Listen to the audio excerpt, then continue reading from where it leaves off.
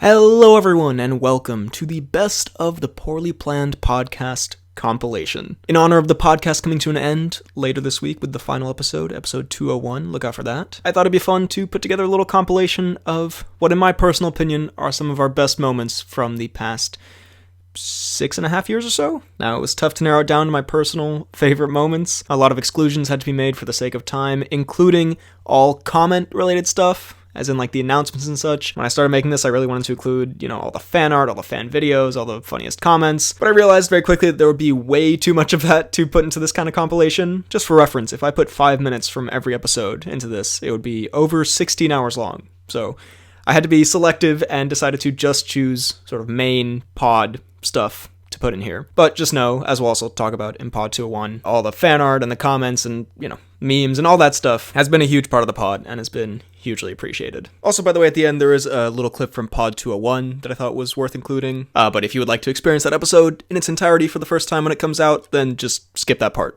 But I just wanted to be in there for, future reference when coming back to this for the pod's best moments. Anyway, I thought this could be a fun little time capsule of what the pod was like. Thanks for listening for all these years. Pod 201 will be out later this week. And now, please enjoy the best of the Poorly Planned Podcast. Chef. Chef. The South Park character. I watched Chef. What is Chef? Yeah, you don't know? You haven't seen Chef? Maybe? It's the one where Jon Favreau... a discount ratatouille? Kind of. No, it's a lot of fun. It's the most, non-consequential movie I've seen in a while. There's no bad things happening in it. Pretty much no. That's like Grown Ups 2. It's a lot better than Grown Ups 2. It can't be. It's a fun... How can you improve on perfection? It's a fun... it's a very fun, lighthearted movie where Jon Favreau, he's a chef, right? And then he gets a... Yeah. Jon Favreau's... Do you have a problem with that? It just seems so absurd to me. Anyway. Sorry. Okay. So Jon Favreau is a chef. Jon Favreau is this chef, and he works in this restaurant, and then this critic gives him a bad review, and then he has a freak out on the critic. He just yells at him. He doesn't physically beat him. Okay, in my notes I have written "makes me hungry," which it will. It will make you hungry. I'm just saying. I'm looking at Jon Favreau cooking for 2 hours. I don't know what's wrong with this episode. You know John Leguizamo, the actor. Oh, I thought you meant the bread. No, I know. Yeah, I don't know. He's in John Wick. He's the guy who deals the cars and stuff like that. Oh, yeah, he's cool. He's in it, and he's John Favreau's assistant. And basically, they go on a road trip cooking food around the country. Why are you laughing? Why are you laughing, man? Why does Jon Favreau cooking make you crack up so much? First of all, we saw The Mummy. And before we do this, okay, we're starting a new thing. We decided to start a segment of Tom Cruise news, aka Tom Knews. The Tom Knews. It's so dumb. We're gonna do this as often as we can. If there's whenever Tom there's Cruise any news, some Tom Knews. Okay, I'm getting too used to it. If Tom Cruise does anything, if Tom Cruise sneezes, we will report on it. Yes, trust us. Exactly. Now, on to the news. First piece of news we're very happy about. Brenton Thwaites has been cast as Nightwing in the live-action Teen Titans show. We actually talked about this last week. We talked about the show last week with Anna Diop being cast as Starfire. Remember that? Yep. So why not Anna Down? It's OP. It's not even UP. It's terrible point. 5 out of 10, C-. See me after class. Okay. But, Brenton Thwaites. Brenton Thwaites. So... He can both be the golden element, but also the shitty. Listen, the only other thing I've seen him in... I've seen parts of Blue Lagoon, which is a terrible movie you should never watch. My sister watched that with my dad. And my dad didn't like it, and my sister somewhat didn't liked it. it. I'm surprised your dad didn't like it. He seems like he would like that kind of thing. And we obviously in Pirates 5, where he is... passable. He is totally fine. He's not Gibbs level good, but he's not the girl in that level bad. It's a fine line between Gibbs and the girl. But it's almost as fine as Gibbs's beard, his sideburns. Yeah. So listen, mostly I just like Brenton Thwaites because his name, for some reason, is hilarious to me. As far as that goes, I am like I said last week, I'm kind of indifferent to a live-action Teen Titans show because not that I have anything against the characters, but just I never watched the cartoon. But Thwaites. Like I never watched the cartoon growing up. As far as the choice for Nightwing, at first, when I just read the headline, I thought this was in the movies, and I was kind of not happy about this because Brenton Thwaites is. I'm sure he. That's such a dumb name. No offense to Brenton Thwaites, but it's so fun to say Thwaites. Thwaites. Anyway, he's not really. I think he's more suited to TV, so I think that's a good choice. No offense, Thwaites. That's the most passive-aggressive compliment I've ever given. I think he should stick to the small screen. I think he's great as a TV star. But I wouldn't like him in the cinematic universe. Like, can you imagine Thwaites next to Ben Affleck's Batman? I mean, I can imagine it. But I don't like what I'm seeing. Who do you think should play Nightwing in the movies, actually? People said Zac Efron. No. Yeah, I don't know. Maybe the guy who plays American Assassin, in that movie. Bradley Cooper? Bradley. Oh, I'm sorry. Not Bradley Cooper. American Sniper. Oh, yeah, Dylan O'Brien. Yeah. He could be pretty good. I will shout out to Dylan, my man. You're better than Thwaites. How does someone... Oh, yeah. Poor Thwaites. What if he's listening? Like, we know he's not, but what if he is? We know Thwaites will never listen to this in all his life.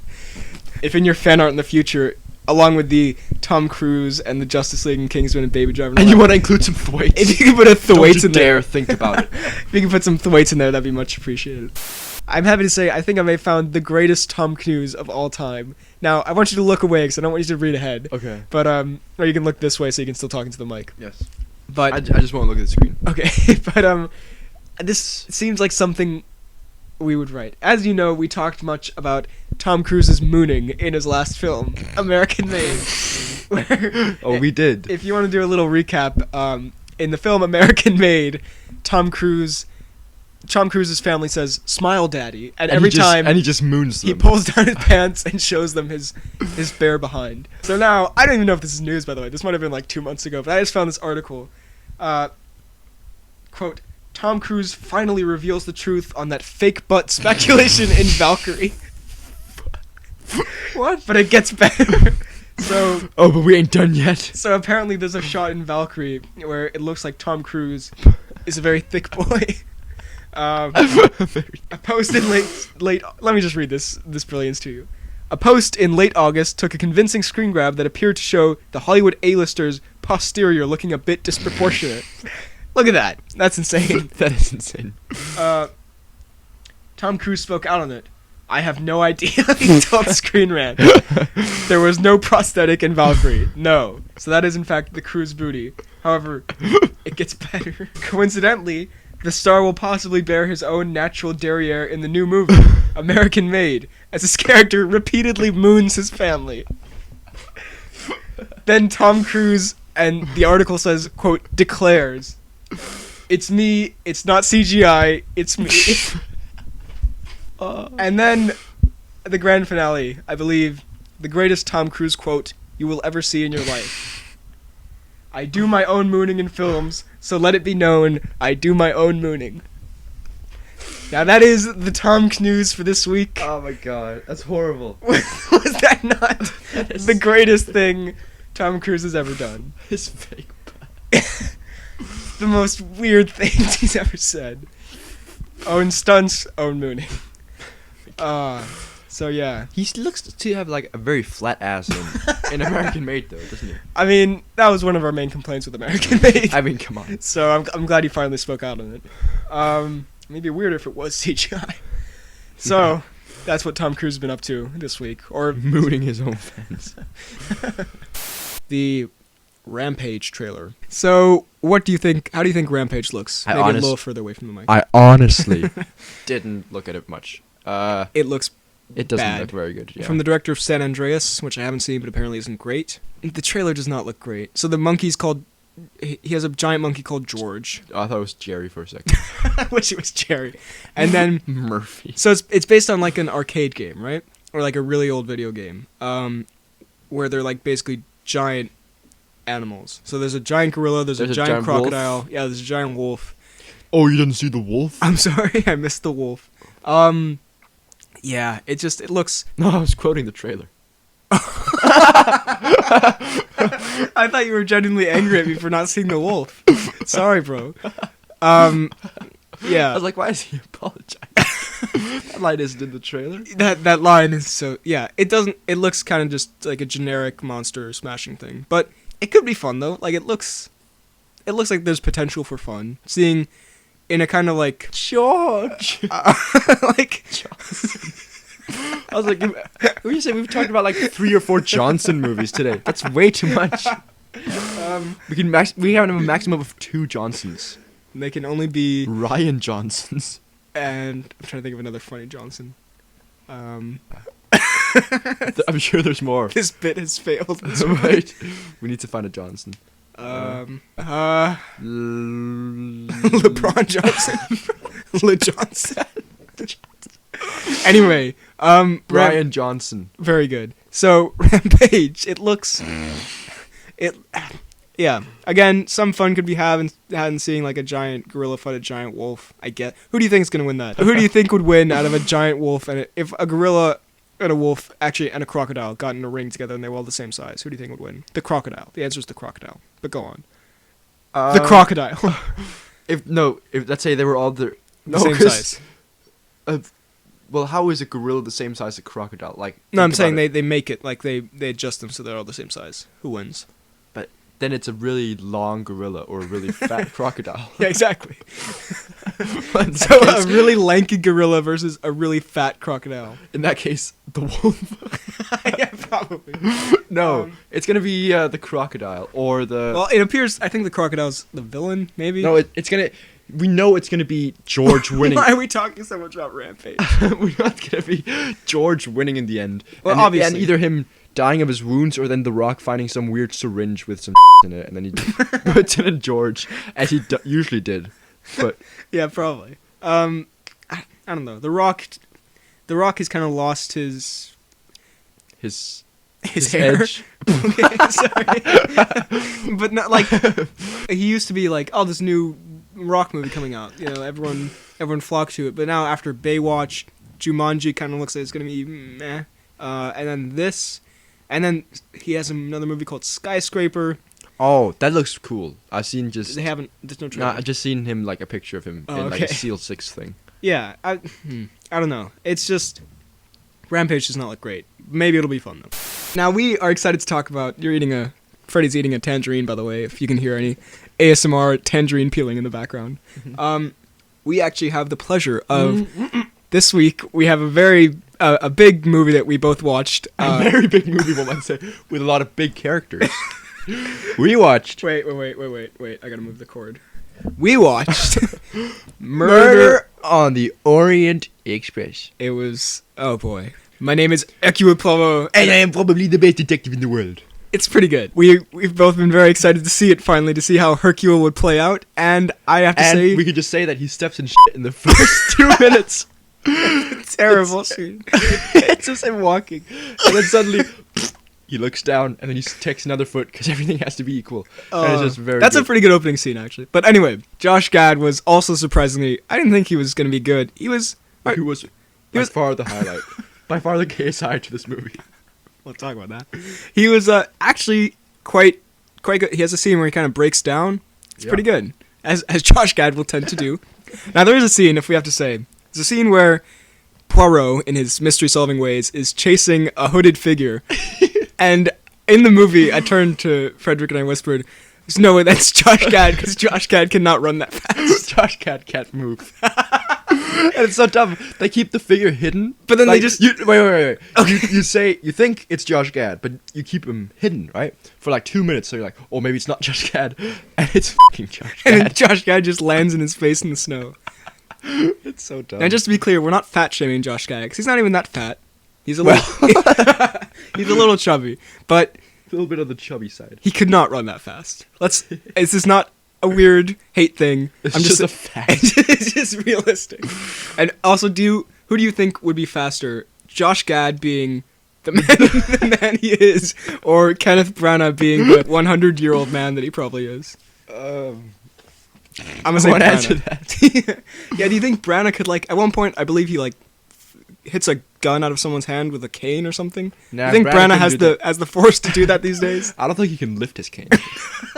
He's just insulting the cast. It's a great movie. Very good time. I will say, last thing. The scene where they show the flashback of all of them gang stabbing Depp. Yeah. It's kind of... Poor Depp. It's kind of like...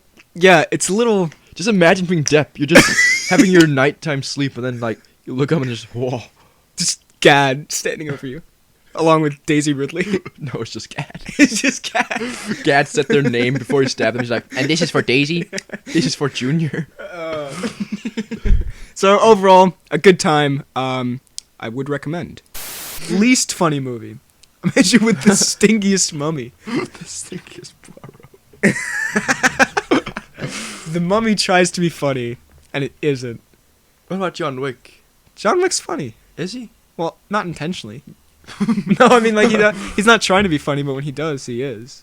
But, like, let's see. Let's see here. Oh, The Big Sick was also pretty funny.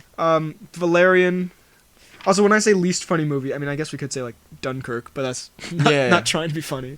Pirates wasn't that funny. Yeah, that's what I was going to say. Pirates 5 was... You remember that they had that joke about the horologist? And they're like, Caius Scodelario is a horologist, and the pirate's like, get it? Gibbs turned to the camera and just went, just walks towards it. Puts his hand over the lens. Just hear Caius scream. The lens Gibbs scream. Anyway, Pirates 5 is not funny. I mean, Gibbs is pretty good. Gibbs is always great. There's a part where a bird shits on Johnny Depp. That's funny. I mean, I wish that would happen all the time. I mean, Johnny was okay, I think. Johnny was... Oh, God. Alright. Most uncomfortable sex scene where Eggsy fingers a random girl. I'm gonna give that to War for the Planet of the Apes. Just any scene with Woody. I'm gonna give that to American Made. Best use of a terrible actor. I'm setting you up for thwaits. I was setting you up... Okay, I'll give you some options here. Keanu Reeves and John Wick. He's not a terrible actor, but he's not very good. I think he's great in those movies, and I think he's great in real life, but as an actor, he's a bit wooden. The wooden arrows. Wooden arrows. Beauty and the Beast. There's probably some dickhead in that movie. Ian McKellen. Oh, he has a great stash. Pirates 5 with a Brenton Thwaites, which I think we should give it to him. He's earned it. Now, does Woody Harrelson count as a terrible actor? No, he's a great actor. What about the kid from Stranger Things and It? The guy was always talking about sex. with the big glasses? Yeah. Ah. He's pretty good. He's okay in Stranger Things. I'm gonna give it to Spielberg in the documentary Spielberg. Spielberg actually did. God. I'm gonna give it to Gad. It's every award. Spielberg. Yes, Spielberg. Definitely goes to Thwaites on that one. We'll give that one to Thwaites. Okay. Character of a movie this year you would least want to spend Christmas with. See, I'm working in the Christmas spirit here. Let's see here. Definitely Woody. I mean, in that movie, he's like a crazy ape Nazi. Is he? Well, he's not an ape, but he's He's a Nazi. He's trying to like exterminate apes in camps and stuff. It's pretty intense. I mean, let's think about this. Johnny Depp, the actor. I wouldn't want to spend more than 5 minutes. Johnny with. Depp, the spirit. Probably Vin Diesel. Vin Diesel would so break something at your table intentionally via his own neck. Why is this here? Let's talk about that. There's a new George trailer. George. Sounds nothing like The Rock. There's a new trailer for Rampage. I thought the movie was actually called George for a second. No. So, it looks just as terrible. I mean, the first line, I believe, is, George is the only friend I ever had from The Rock, or something like that. George himself. And then at one point, the wolf flies, and The Rock's like, of course, the wolf has wings. It's very good. The wolf has wings? Yeah, I don't know why. It looks terrible, but I kind of want to see it because it's George. It looks so terrible that it might be really funny. Now, I would just like to give some personal news here. In our personal lives. Oh, I thought they were going to be like actually serious. No. In our personal lives, we've adopted the dumbest yet potentially greatest thing that we've ever done in our lives collectively. Can we film it? No. What? Fine, people need to know what we're talking about. Yeah. So, in the Mission Impossible 6 trailer, this is so dumb. Why am I explaining this? In the Mission Impossible 6 trailer, Henry Cavill does a little There's a little boom with his fist. air bump in the fist. Like he's just waiting for a partner, but no one is there. So we decided to fill in the blanks, but we also replaced him. So now we're caviling to each other. So now we've adopted this into our lives, because for a while we were just doing it just into the air, doing a little Cavill impression. A little boom. And but now it's a. we realized Bam! we can change it into a formal greeting. We had an epiphany. So now when you're gonna fist bump them, when You you're have to do when you're the- gonna fist bump someone, you have to instead do the Cavill, which Ba-boom. we will. I'll film and put it like on Twitter or something, or put it in the video. I'll put it in the video. But some people are just listening, so I'll put it on Twitter or Instagram. Probably not Instagram. Our friends follow us there. We don't need to see this. They do. First, let's just do a little. Alright. First, what Cavill would actually do. All right. All right. You ready to comp it? Okay. This is the worst thing that's ever happened ever. Also, look at this sneaky not face reveal. Okay, there's the face reveal. 3, 2. Now, a topic we actually have this week. my goodness, old sport, it's not half bad. I decided, and I'm sorry if we've done this before, but I'm pretty sure we didn't. No. Best and worst superhero movie costumes. 1966 Batman with Adam West, where he's wearing like basically tights. I don't like that. You don't like it? It's so bad. It's so great. It's so It's so bad. campy and like ridiculous. Exactly. That's what's fun about it. It's the least terrifying thing you'll ever see for someone who's supposed to strike fear into the hearts of his enemies. Yeah. It's like pajamas, basically. Mm-hmm. So you're gonna give that a nah, bro? I'm gonna give that a nah, bro. I'm gonna give that a whoopee. Then there's the Tim Burton version with. Is that the one with Okay, so it's Keaton. I'm gonna set the stage for you. 1989. All right, Your boy Keaton, your boy Keaton. black suit, leather. No. Can't turn your head. I'm gonna give that a meh. Keaton's trapped in this like salami sandwich. I don't know. That's a weird metaphor. This bologna, I was trying to think of something. Swiss cheese, ham, garlic bread. I mean, it looks horribly uncomfortable, but in the movie it looks kind of cool, but you can't move it at all. Like, it doesn't. I do not believe you would at all be mobile in it. Mobility is also important. Mobility is the key to a good superhero costume. Well, speaking of mobility, the Schumacher costumes. We're peaking a little early with the worst here, but the Joel Schumacher Batman, and I guess Robin costume as well. Is that the one with The nips, yeah. and George Clooney? George Clooney's nips, yes. Okay. It's pretty bad, right? I mean, besides Yeah. the nipples, I'm it's gonna give it a meh. It's like neon glowing. Also, how did 66 get a knob, bro? But Dude, 66 is terrible. well, it's like it's this weird. It doesn't. I mean, it looks like Batman in shape only. That sounds so weird.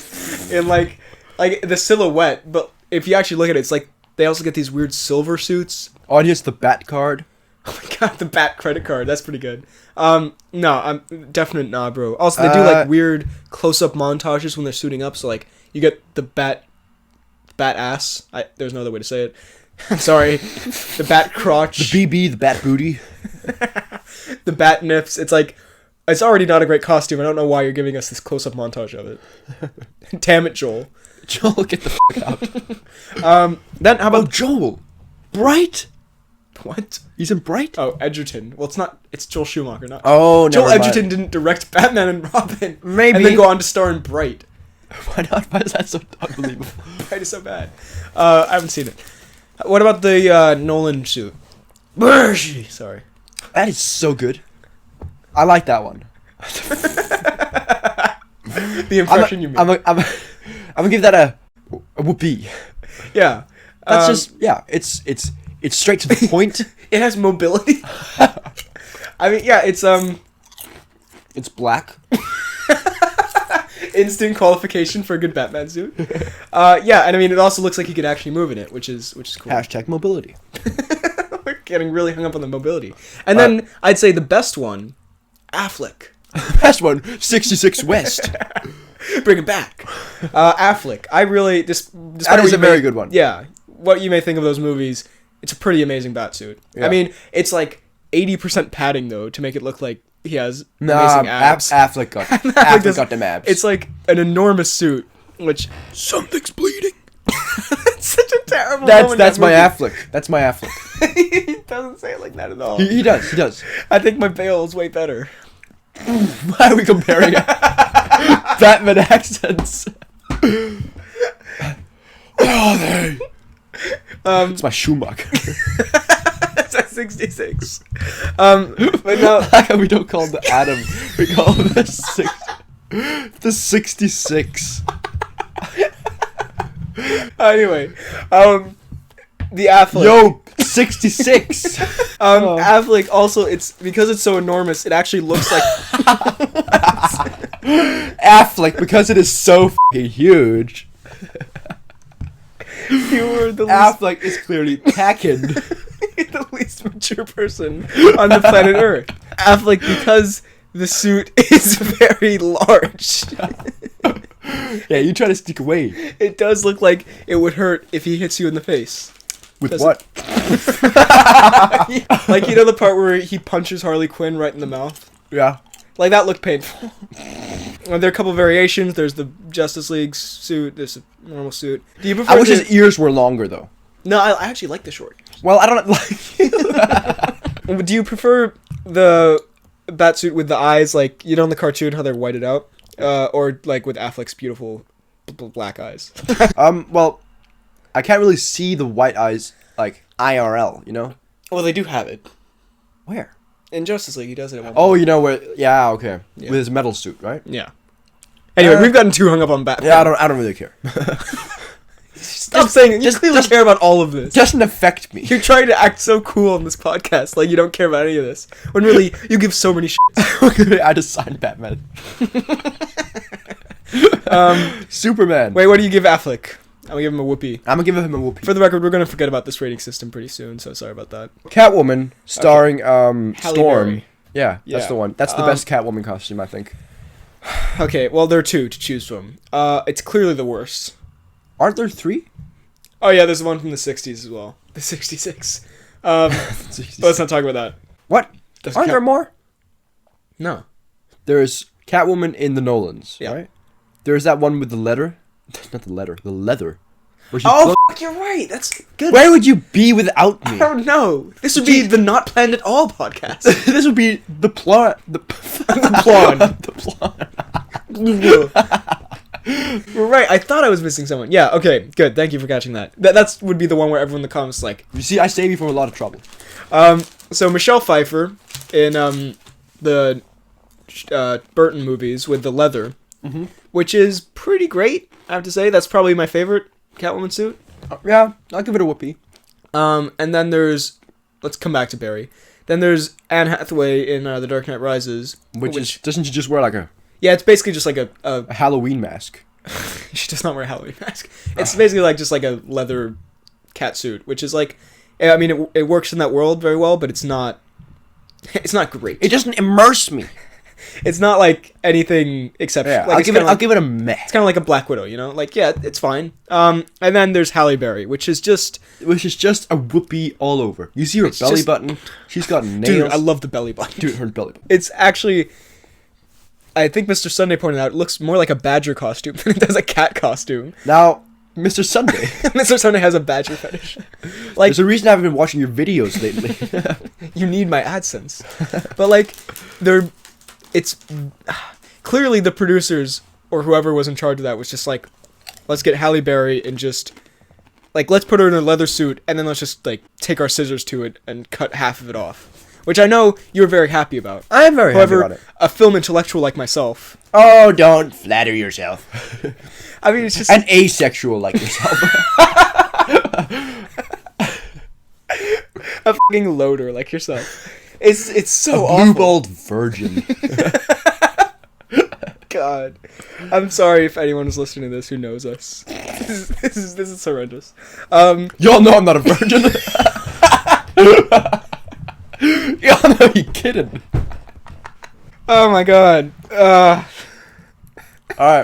Catwoman. Anyway, it looks very uncomfortable and fine. Let's move on to James, to something much, much worse. I saw the headline. I was just delighted to see it. Josh Gad hints he was blown away by Jurassic World 2. He didn't outsay it, but he hinted at it. His hand movements. He mouthed it to someone. This is awesome. He squealed with delight. So, I guess that bodes terribly for Jurassic World 2. It has the GAD stamp of approval. Why is that a thing? He's made a seal. That's just GAD approved. Was that on random women he sees? It's on their forehead. It's an honor. GAD approved. It's a disgrace to GAD. Anyway, what do you think of that? That he hints he was blown away. Well, that seems. Do you respect GAD's opinions? I feel like you're filming this, sending it to him. Do you respect GAD's opinions? Sorry. Moving on. Now, we have to talk about. We've talked about a decent movie. Let's talk about perhaps the best movie to have ever been made. Rampage. George! So in sync. Why are we so in sync? Anyways. So, okay, look. We have been making fun of this movie since the first trailer came out. Because the lead star is... George. It looked hilariously bad. And the was... George thing has become quite the thing. Quite the meme lord. Oh my god. So... So right. We had to see this. Yeah. For the pod and also for our own enjoyment. And I have to say... And pleasure. I have to say, it did not disappoint at all. No, it did not. Sometimes when you go into a movie expecting it to be so bad it's funny, sometimes it might disappoint. Yeah, sometimes it might just be bad and not really funny. Yeah, exactly. This was right on the money, Dwayne. This was perfect. It was wonderful. Okay, as a movie, it's pretty bad. it's quite bad. Dwayne is a person. Unlikable. Shitty. Unwanted. But as an experience, as a people, as an experience, it was one of the best I've had this year so far. It was hilarious. Wonderful. Yeah. So let's just go through it. Okay, so the plot. Wait, why is this your first note? Pete from The Office. Okay, we'll talk about that after. Okay, wait, no, okay. The plot is actually no. So Pete from The Office, who is inexplicably in this, and what's her Silver something or other from Watchmen? What's her name? Sarah Silverman. No, what's her character War name? Owl. War Owl.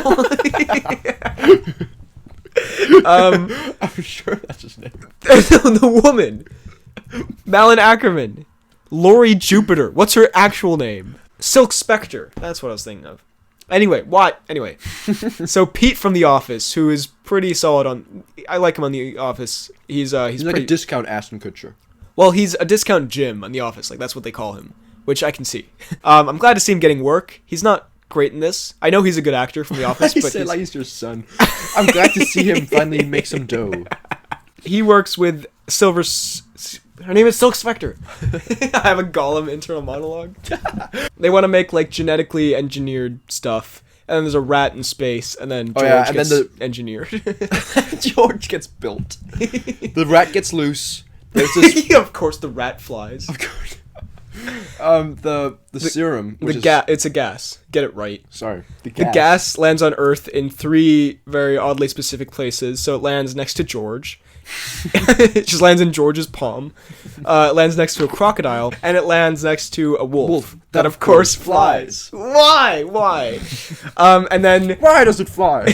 Then the wolf gets flight powers and becomes humongous. The crocodile kind of becomes a stegosaurus. Yeah, gets like dinosaur powers, and George just gets slightly bigger.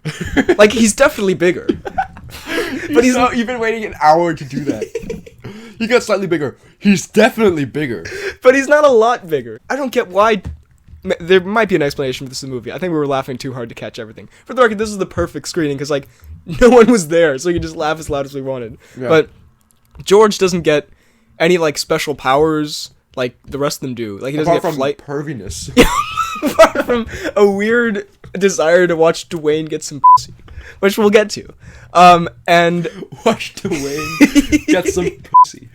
And he doesn't get a lot bigger. He's definitely Just this for an hour.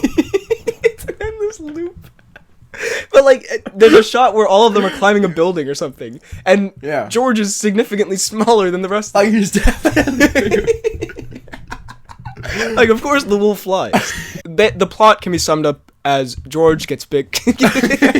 George gets larger. Most certainly larger. And then he goes on a rampage, and then Dwayne has to stop him. Oh, was the serum called Rampage? It's called Project Rampage, which is really dumb. Take that, Dwayne. Take that, George. Okay, I wrote down some notes here. First of all, why would you ever?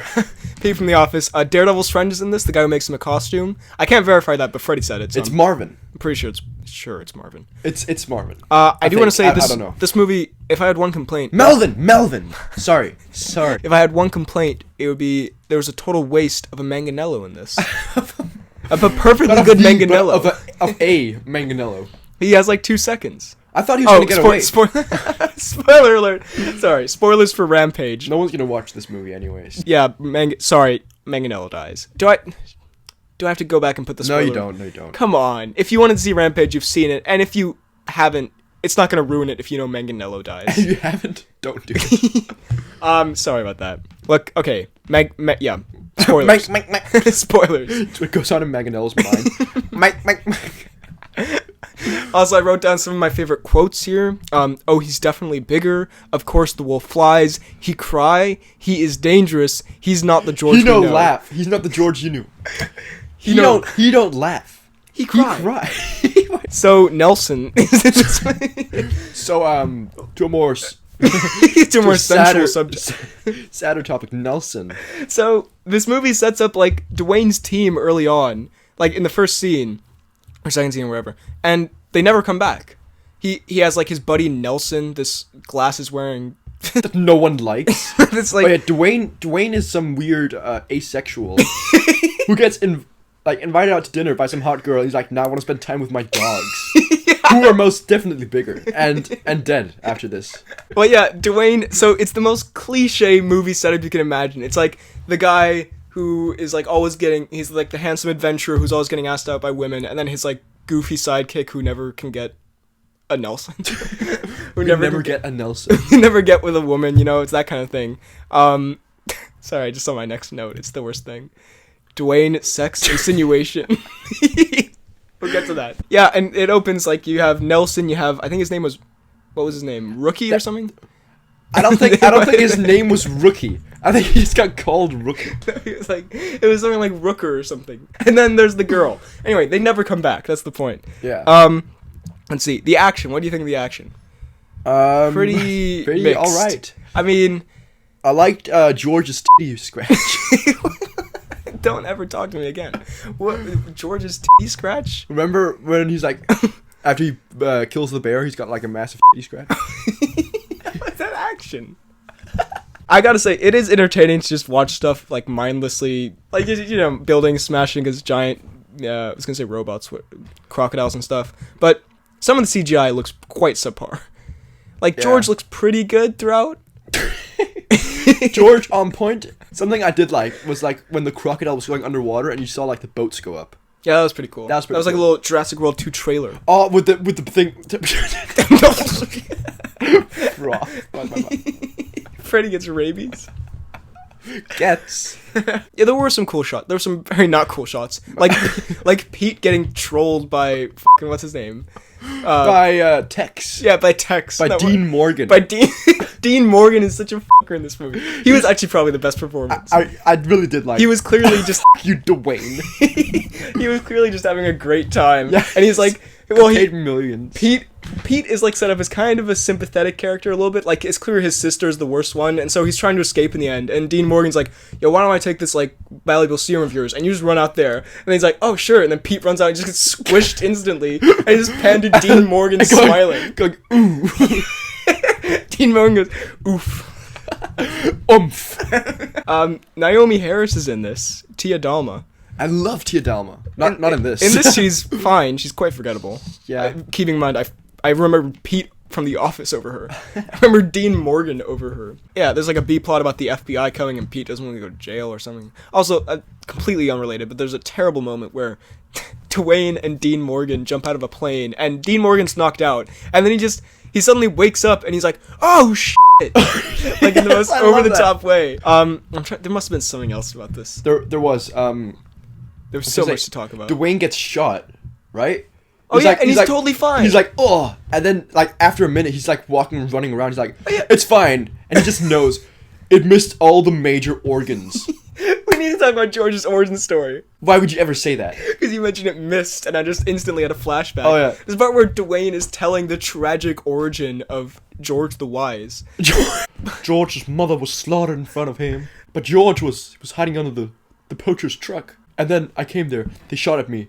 They missed. I shot back. I didn't. Such a terrible moment. I loved it though. That was a beautiful flashback. That was great. I guess we have to talk about the ending. Guess we must. So first of all, when we saw the first trailer, you made the prediction that George would get killed at the end, and then Dwayne would have to inject him with something. You were very close, which is impressive for the first trailer. George does get stabbed through probably a vital organ.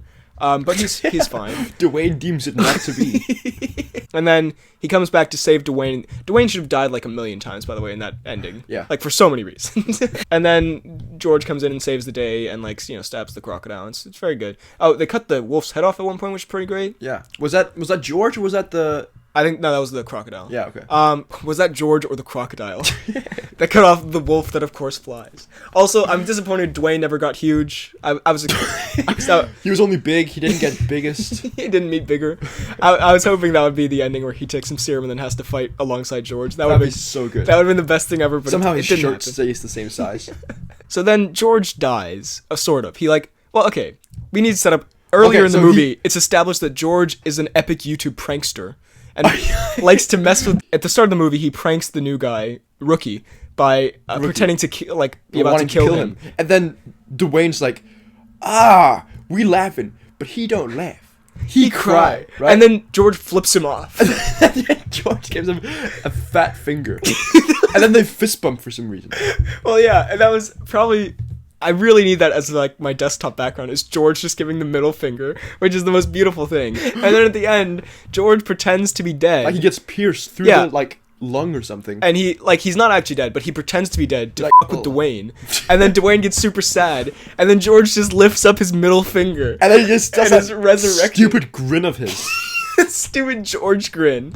And it is a beautiful moment of cinema. It is so good. If they ever make like a montage of the best movie moments of all time, George coming back and flipping off Dwayne as an epic prank will be. And then afterwards, oh yeah. Naomi, she's like, "We're friends, right?" And Dwayne's like, "Yeah."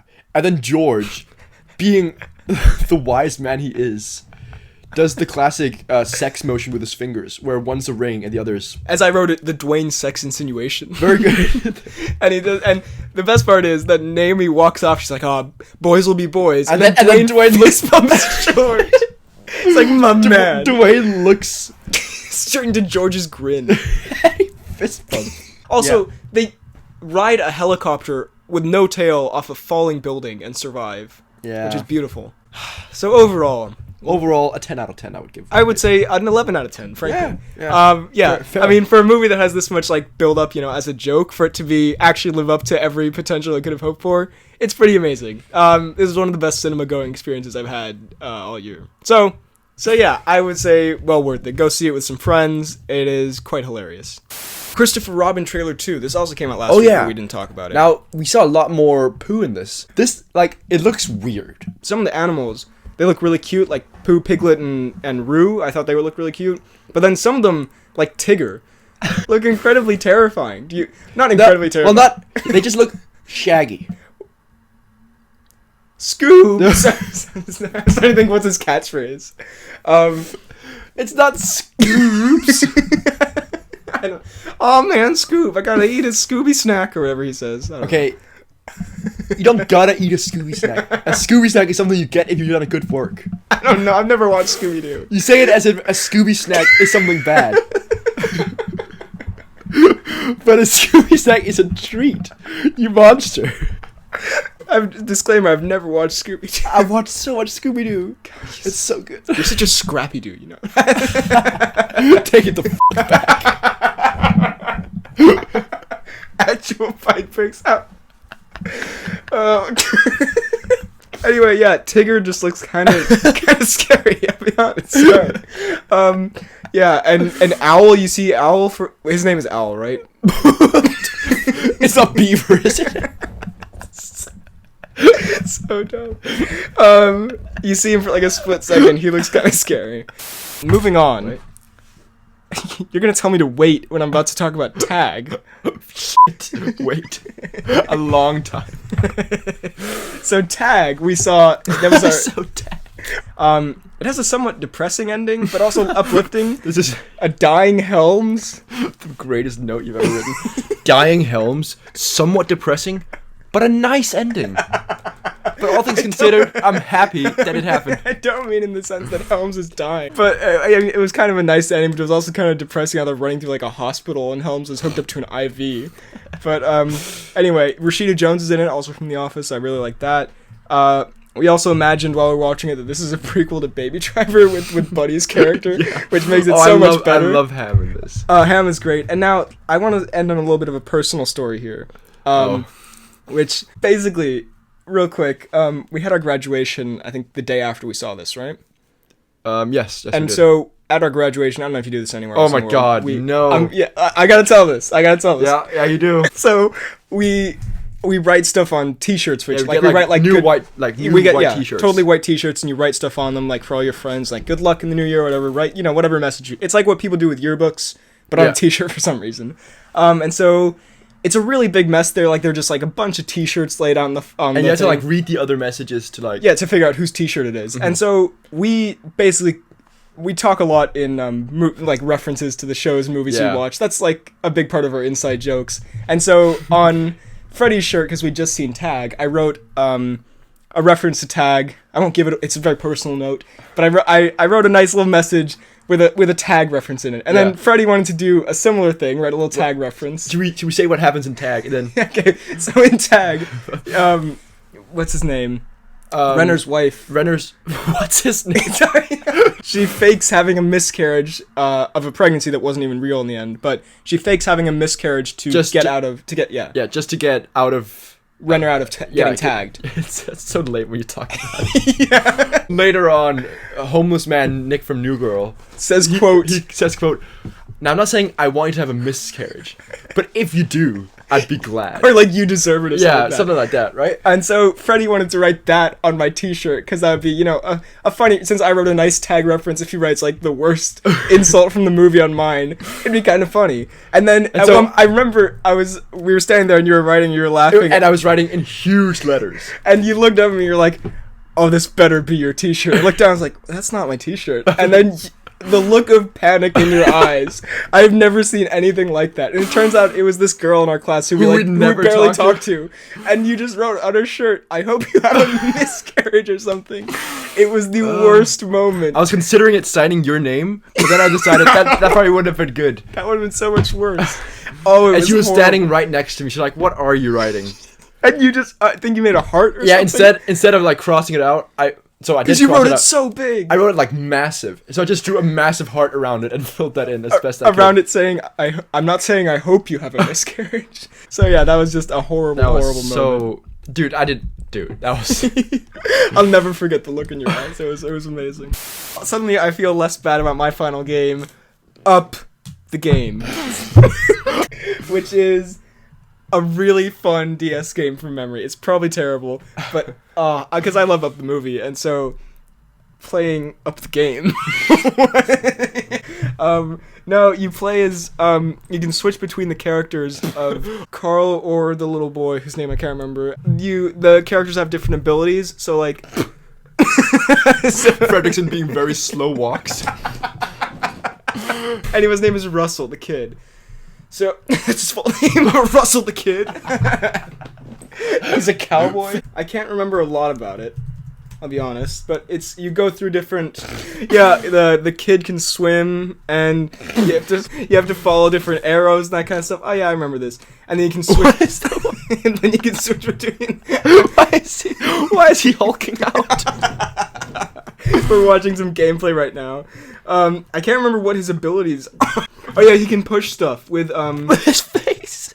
with his cane. He can push like yeah. Oh, I see. It's good. No, it's a very fun. At least it was for me at the time.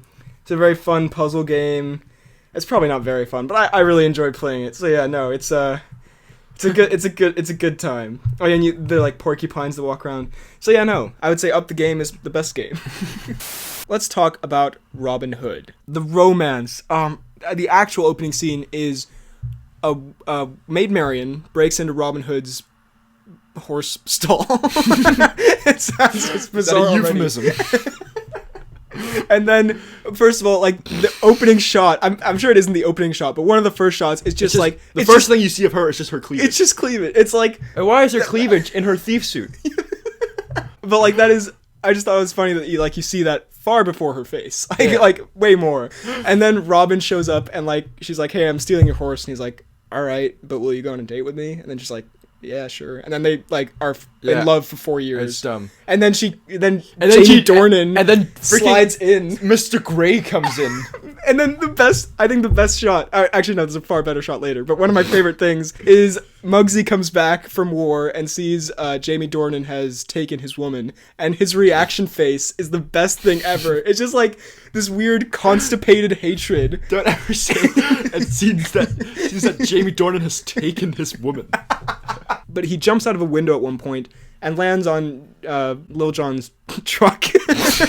Again, a very sexual euphemism. He jumps out of a window and lands on Little John's truck. He lands on his like horse cart. That doesn't sound better. And then Little John drives away through like the streets of Nottingham. And the thing is, first of all, Muggsy's mask isn't on, and he's a very like well-known public official. Even if it was on, Little John has nothing on his face. No one identifies him. He's just walking around in like the church when all the bad guys there, and no one's like, "Hey, it's that guy who rode away with the thief that one time." Also, everyone dresses like it's 2018. It's very weird. Worst ending, and I have in parentheses here Credence. Spoilers for Fantastic Beasts 2. I probably would give it to that, given the Aurelius in the room. Oh yeah, given the that's it. When they go Let's to address the Aurelius in the room. they go to Grindelwald's like secret Bond villain Grindelwald or Grindelwald? Is Wald because they all say Wald in the movie. I prefer Grindelwald. Yeah, they go to his like Austrian Red Skull Bond villain lair, and then Credence throws a missile out the window or something. I can't remember. He just shoots his wand. Let's see what else. The ending to Upgrade I liked, but I didn't love, but I won't spoil that. The ending to Johnny Wars 3 I loved, but didn't like. Won't get into that either. Where he kills Pete with an iPad or something by throwing it at his head, Poindexter style. Oh yeah, he does throw it Poindexter style, doesn't he? Yeah, and then Pete like dies on a helicopter. Oh yeah, does Pete? Is he dead? I hope so. In real life, it was not scripted. Rowan Atkinson was just sick of Jake Lacey. Jake Lacey. I love the idea that none of that film was scripted. It all actually happened. It was actually just paparazzi filming Johnny in a club. Venom had a great ending. I remember how it ends. The turd in the wind thing. That was a terrible ending. Yeah, that's a great ending. Like a turd in the wind. The Predator. Oh, it goes to the Predator with the Predator armor that came out. Oh yeah, that's my new suit. Skyscraper. She turns the building on and off again. That was pretty terrible. Tag. They all run around in a hospital like fools. Oh, Jurassic World 2 had the dumbest f***ing ending ever. Do you know about this? Isn't it where? Did I not predict this? I don't know. Where I was like, I listened to what you say? The next movie will be them hunting down the dinosaurs. Well, everyone predicted that. No, but no one predicted the way it would happen, where the little clone girl walks up and releases all the dinosaurs into the world after they decided that was a bad idea. Clone girl? There's a clone girl. It's you need to watch that. Actually, don't. It's terrible. It's not terrible. I get really emotional. I exaggerate a lot more when I get tired, and right now I'm tired of your face. That's fair. We're recording this at like 11 o'clock. This is way too early for a pod recording. Please leave my house. No, I mean most of these endings were pretty. Oh, the ending. Ready Player One. That was. I was fine with that ending. On Mondays, Tuesdays and Thursdays. On Mondays and Wednesdays, were you about to say? 50 Shades Freed ends with them with like a montage of the past movies. Oh yeah, I love that. That was pretty good. Next category: Best George. Aurelius. Best George. Need I say more? This is such a terrible show. Best Death. Wait, we are. I have an idea. Best movie. Best George. I think that quite possibly just captured my brain melting out of my ears on microphone. Best You Tucked In There Award. Oh, Best Billy Crash.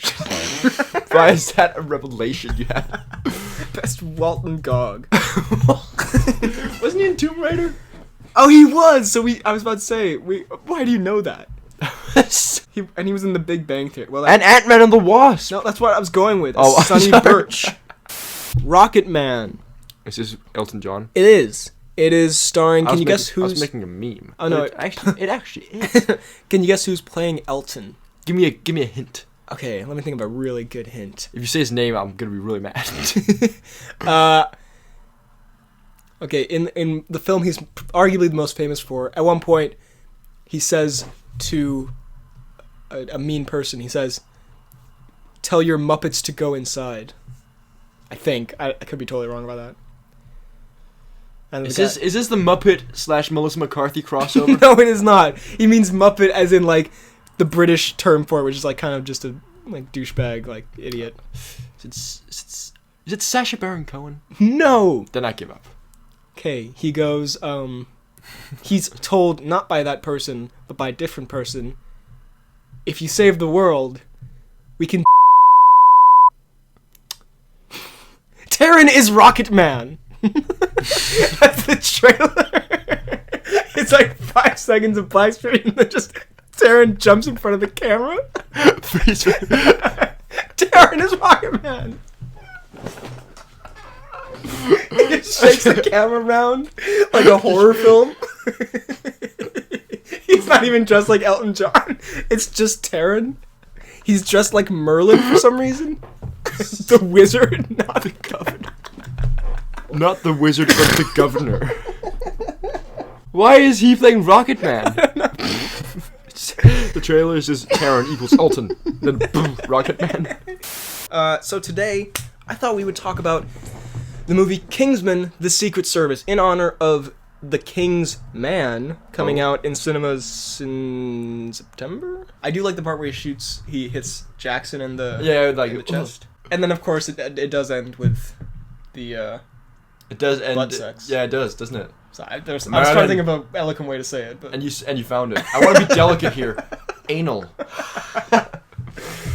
which is Merlin, you're the governor. come on, that's a classic one. That is it. That is Merlin is the governor, isn't he? Merlin was most certainly the governor in that situation.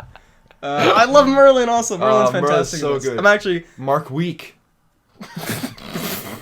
I almost made a strong pun in my latest video. You'd be I'm so proud sorry. that Okay, well, I say it. didn't. Say it now. No, because I was going to say... Because I'm talking about like ranking DCEU villains. And you know how he's the villain in Shazam? Oh, yeah? So I was saying like the character isn't amazing, but I'm going to put it in good based on the strength of this performance. I feel like Instead, I deleted the whole video. No one would have gotten that. You'd so have left it in. I was searching through the comments for like 8 hours, like, please, someone say that was That was LeMayo. amazing. Yo, that strong comment made me ruffle. That strong joke. Didn't even occur to me that you were referencing strong when you said strong joke. That's how subtle you are with your strong jokes. Very impressive. Mark Week he really is. He's a delightful dude. What else happens in this? I mean, there is the... We've opened on the movie and there's just a still Picture image of Muggsy's mom is eating his cap. This should just be the entire video. The governor. And is that Firth? Why did it look like he just came out of a freaking Shower. like a spa day? Oh, Eggsy. The usual, please. Get me my wine, Eggsy. I'll put a picture of this as well. Did you shoot that dog, Eggsy? Because if you had, you wouldn't have. My dog died of old age. Also, the way he's just peeking out really does. Like, he's hiding behind Strong this whole time. This is You shoot that dog, Muggsy. It's really Merlin featuring just the Jamie. Firth Yeah. and Michael Keating. Shoot the dog. It's great. Look, wait, let me. Shoot her! Shoot the dog. No. It's more like Batman. No. Shoot the dog. Shoot her! Muggsy's concentrating so much, he just leans into his ear. Shoot! Muggsy gets tinnitus. It is a delightful ending where they all explode and some such. And Muggsy gets it on. Well, yeah, I mean. Well, yeah, that was kind of goes without saying. I think Merlin just keeps purring for a little bit. He's like, oh. Yeah. Oh goodness. Immediately- I don't enjoy this. As Mark Week gets weak in the knees. Immediately after the credits, he reopens up the computer. He's like, alright, signing off. His shirt is off. He's doing Pilates. It's completely unrelated to Muggsy's activities. Also, Merlin is such a dumbass. Not like that you call Eggsy's anal scene Muggsy's activities. He just has like a to-do list. Just as Muggsy's activities. It only says butt stuff. We're so immature. Jesus. Anyway, Kingsman. I mean, we can talk about it now. Merlin's death. Can's empty. Can's empty. Does he say that? Does he remember he freezes the foot? Yeah. It's the only thing he does in this movie. But then he's like, can's just in the can. He's like, can's empty. Why Then do he you breaks out into song? For no reason. I mean, I think Can's empty. it's not a moment. It is a moment. He He goes, can's empty. Merlin death, I think, was it didn't really feel Real to me. He can't be gone. He's like a father to me. I've written here Pedro betrayal. Mm. That's one of my notes. What do you think of that? Again, one of the most pivotal moments of the 21st century. The can is empty, and Pedro's betrayal. Can's empty. The can is. You know what? We're pulling this Alright. up. Merlin Can- death scene. They're not. The title's not going to be "The Can Is Empty." Position. Alright. You move. We die. Make an alternative. Oh, actually, I think I do remember when he. No, said go on, "Can's go empty," to be fair.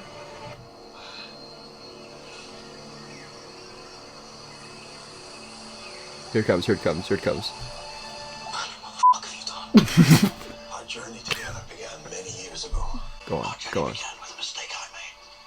Give me the can. That's not it. Can's empty. Can's empty! Can's empty. Well, Sun's out, bun's out. Can's empty. that's what he says. I have one. We're kind of all over the place here, even though I did try to take notes. But I have one important question Yes. that will tie this whole thing together. The Tatum. can was empty. Whatever you're about to ask, the can was empty, and that's all I had to say. Should we also talk about how they just killed off, Roxy yeah, and JB, the dog. and JB. For James Bond? No, Justin. Was it Justin Bieber? Wait, what was it for? Jack Bauer. Oh. Justin. Why would he name his dog after Justin Bieber I don't know. Jack Bauer. from 24? Why? Shoot the dog. The can is empty. All right, we found the iconic line from the first movie is "shoot the dog," and the iconic line from the second movie is "the can's empty." Can's empty. Gotta say it with that bravado as well. Yeah, that only Strong can muster for such a line. Unhinged. Do you see this? Russell Crowe is like a big old psychopath. I don't think I have seen Big old lovable documentary. the Just found footage in Russell's house. Did you hear about that one time he beat up a like hotel guy with a With phone? a phone. That's pretty badass. I Wait, mean, why was I he wouldn't did it? I wouldn't condone it, but Russell. I mean, But Russell. that's what he But said can to you the- blame the crow? After he beat him up, he's lying there bloody on the floor, just looks down at him. But Russell. when the judge was like, "What do you plead?" He's like, "I plead for Russell." Instant jail time. For everyone else but him. Pleading Russell is the ultimate get out of jail free card. The judge goes to jail. God. Excuse me. I plead Russell. So stupid. Oh my god. Anyway, so he's a big psychopath man, and he beats up. I don't know. He's trying to kill. This just sounds like Neeson on a bad day. He's trying to kill some famous female actress. What's her name? I'm looking it up. Margot? I only bring it up because it was like the only new movie out for a while, and I was thinking about seeing it, What a- but no. Karen Pistorius. Oh, never mind. That's not a very famous. What? Is the whole fucking city on fire? Why is the What the hell? It's really bad if it is. news the next day that Copenhagen is burned to the ground? Also, in other news, What is this? Richard Bacchus suggested that we review the Jeremy Renner app. I did actually see this. I did try to download the Jeremy Renner app. What is the Jeremy And my phone exploded. So, now, it's no longer on the App Store. So, also, I have no idea what the a Jeremy Renner app would be. So, I looked it up, and I found this article that I think sums it up brilliantly. Yes, Jeremy Renner had an app, but trolls forced him to shut it down.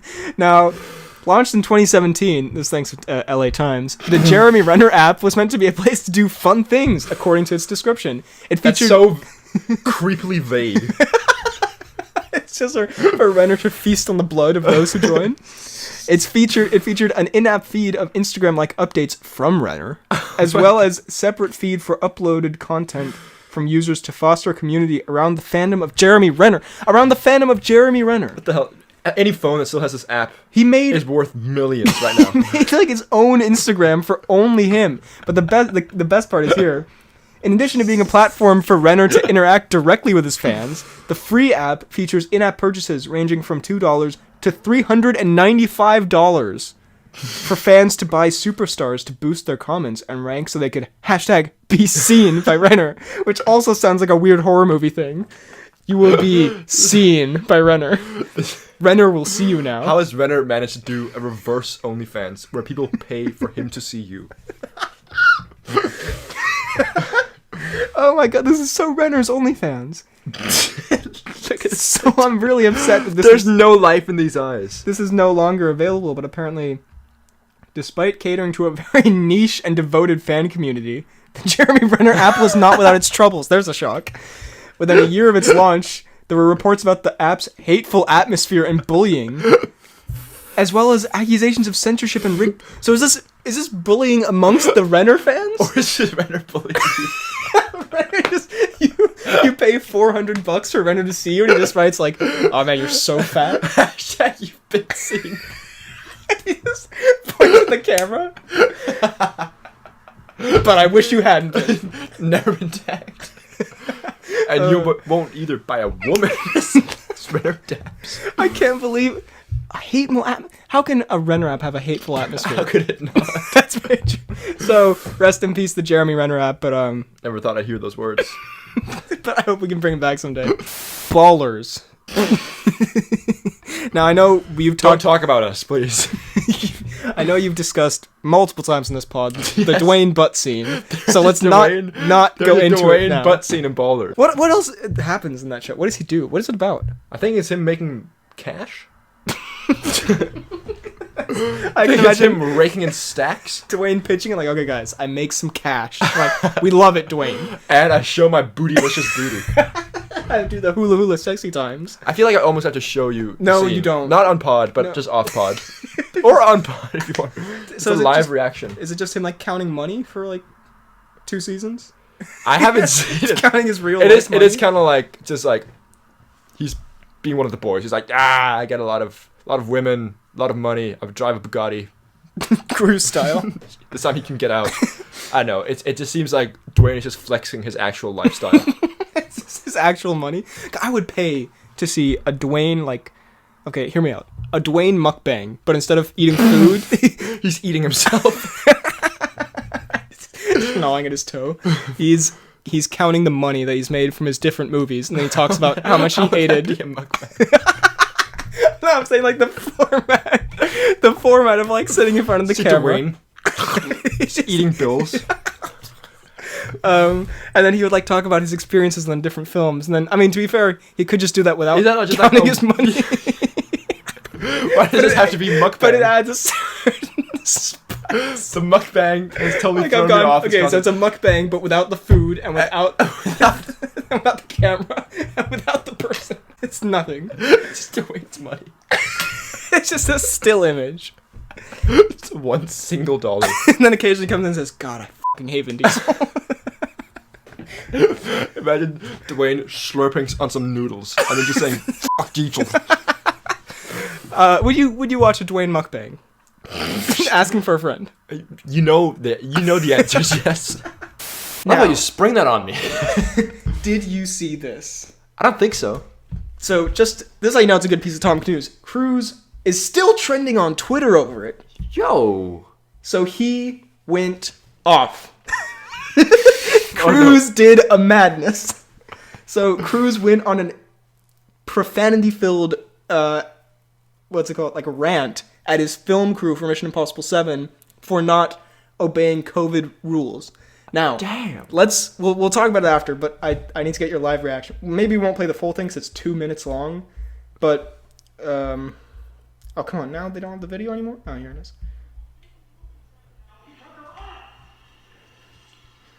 Because they believe in us and what we're doing. I'm on the phone with every studio at night. Insurance companies. Producers. This pictures make it so weird. We are creating thousands of jobs. Now, first of all, also, I love that this tweet is Tom Cruise is a fucking lunatic. We are not shutting this movie down. Yeah, so that goes on for a while. Now, Damn. I'm conflicted on this because, and so is Twitter from what I can see. So, I have to say, so I think that would be the scariest fucking thing in the world. Having Cruise go off at you for like 2 minutes. Okay. I think It's a difficult situation, but I think that it's admirable what Cruise is doing. Even Well- though he maybe should have handled it differently. I think his message is good. I think his delivery is terrible. Oh, not even look, because a lot of people on Twitter are like, "Oh my god, like I wish Tom Cruise could tell this idiot to like stay in his house and put his mask on." And I agree that like when you see, like for example, anecdote here, I was doing this test thing yesterday. Pass with flying colors, just put Oh it yeah, out there. But- congrats by the way. We'll talk more, but And there was the guy going after me. He came in, and he didn't have a mask or anything. And there were like 8 signs everywhere, like put a mask. We're also like in the worst we've ever been in Denmark right now in terms of this. And I'm like, it was like what? I want to be 300? like, you fucking idiot, put on your mask, you know? Yeah. I didn't, because, you know, man of peace. Of But, course.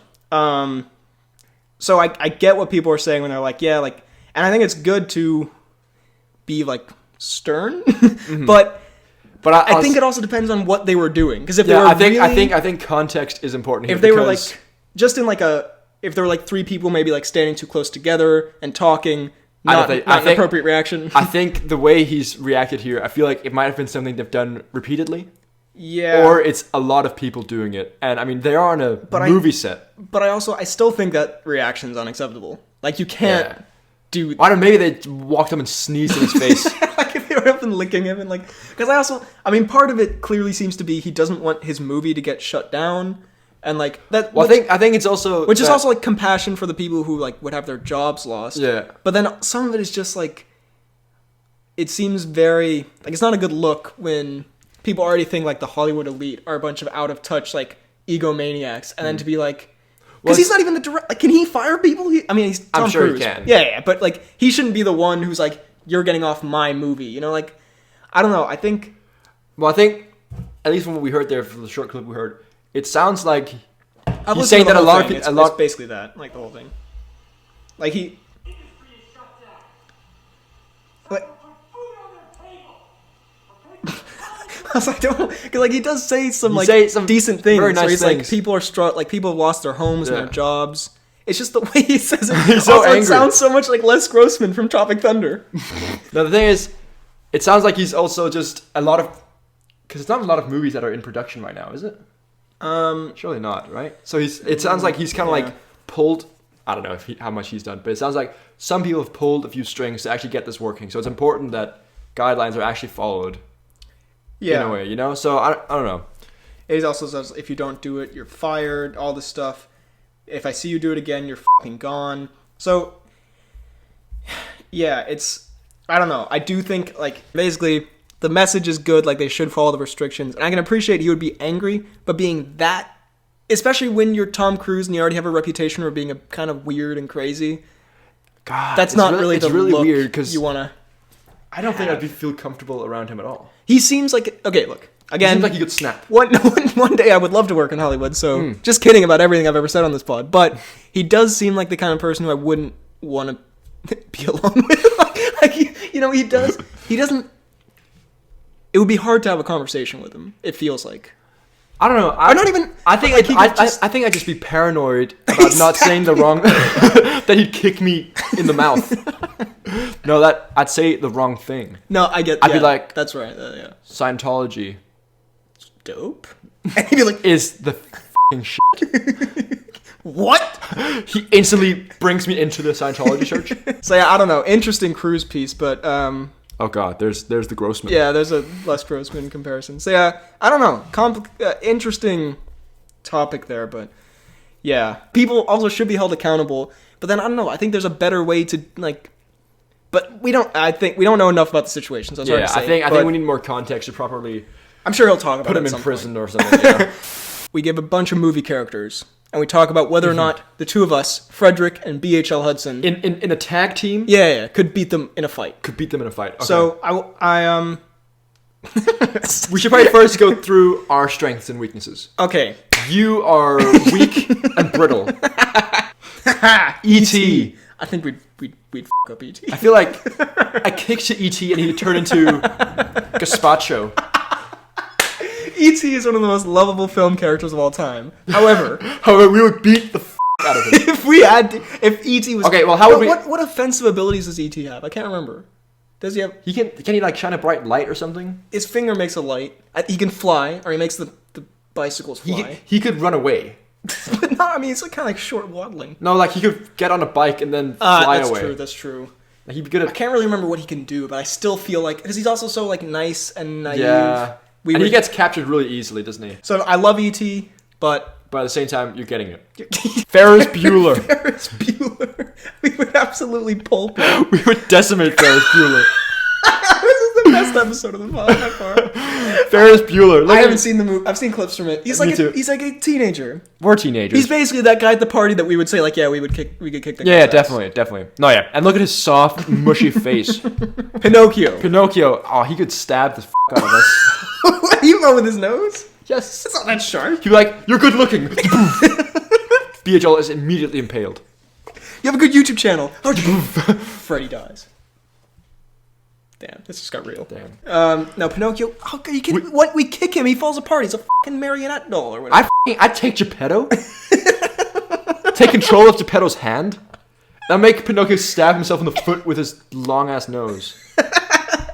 I like your way of thinking. Yeah. It's dark but appropriate. Yeah, we should do another episode of us describing how we would kill these characters. Iron Man 2, The Whipping.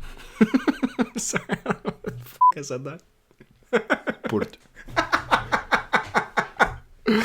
Iron Man 2. He doesn't even say it like that. He does say it like that. I want my board. You got too much. Anger. He's more casual. He's more. Board. Fair.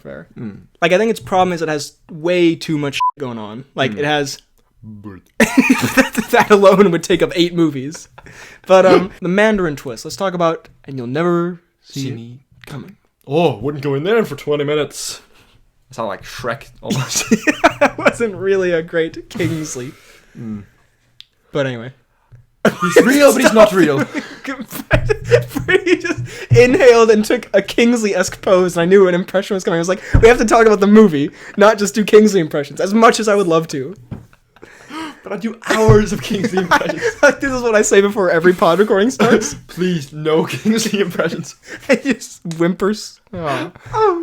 But, You'll never... You'll never see my board. Boof, boof, chick, boof. Boo-doo-doo-doo, chick, chick, chick, board. I would have been disappointed if you didn't do that. Characters we could beat up, which isn't actually about characters we could beat up. It's more us going through characters and deciding fighting whether or not we could. if we would win or not. Pumbaa. Yeah. So let's talk about him.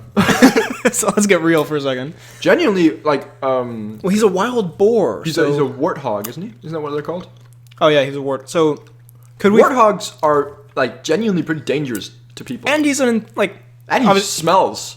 He has like fart powers.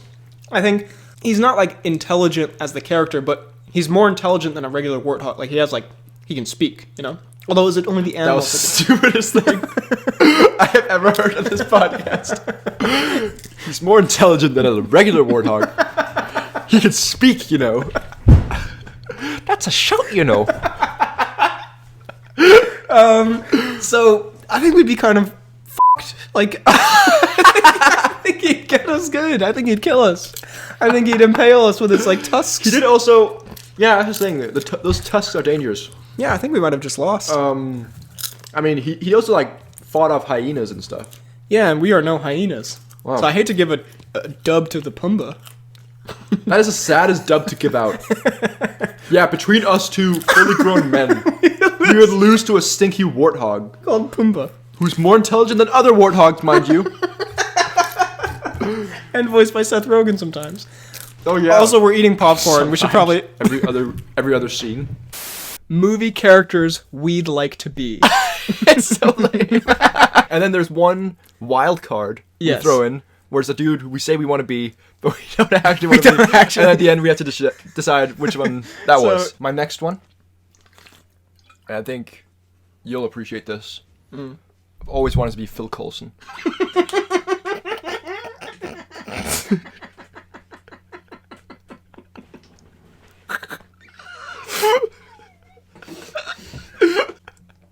Oh, you almost made me spit out my water. God, you fucking idiot. I almost want to be Phil Coulson. I feel like the actor for Phil Coulson just listening right now, just crying. That's laughing hysterically. Just us saying we want to be like him, and then thinking it's the greatest joke. Well, I mean, objectively speaking, the actor's a lovely man, I assume. But objectively speaking, that character is the lamest. It's so boring. He's like the fucking accountant. Anyways, let me tell you why. Okay. Because he gets thrust into this world of magic and adventure, yet he doesn't hold any actual responsibility. There's a Sandler twist to the Marvel Universe. And he collects playing cards. And he dies like 8 times. Exactly, I'm basically invincible. Fair, actually, that's a good point. So, see, like, it's not... The more you think about it. The more you think about it, the more brilliant this gets. It's not about him as a character, it's more the things he's exposed to that I want to be in his shoes. Can I say I love the contrast going from Christian Grey to Phil Coulson? One is a Both sex machines. One is a sex demon, and the other flies Christian planes. Grey. Oh my god. I just clocked what you said. That's so stupid. Jesus. I mean, Phil fucking One is Coulson. a sex demon, the other flies planes. So you would want to be, like, I guess, so yeah, you get to be basically like a spectator in the, but you do have responsibilities. You're like Nick Fury's right-hand man. Well, yeah, see, You're an agent of S.H.I.E.L.D. I've got... Well, see, I've got some responsibilities, obviously. I'm Phil Coulson. But... This is a big disaster. But it's not to the point where if I mess something up, no one will, like, question. I'm Phil Coulson. It's like a, Like if Hawkeye misses a vital shot, they're like, "Oh, Hawkeye, you asshole." But if Phil Coulson like misplaces some data, they're like, "Oh, Philly boy." that's It's very okay. true, actually. Get him next time. You know. No one gives a shit. Fair enough. All right, you know what? I thought that was a very obvious, like the fake one thrown in there. It may still be, but you've almost convinced me a little bit. All right, can you lay those out for me so I can think of which one's the fake one? Okay. Jack Sparrow's Jack not Sparrow. it. We've got Hiccup, Hiccup's definitely not it. Phil Coulson, That's probably it. and Adam Sandler, And Christian Grey, and Christian Grey. which is definitely not it either. Adam Sandler and Christian Grey, you definitely want to be. Yeah, despite the fact that you did a pretty good job of convincing me, I'm gonna go with Phil Coulson. That's so wrong. Really? Yeah. Yeah, exactly. I was like, there's no fucking way.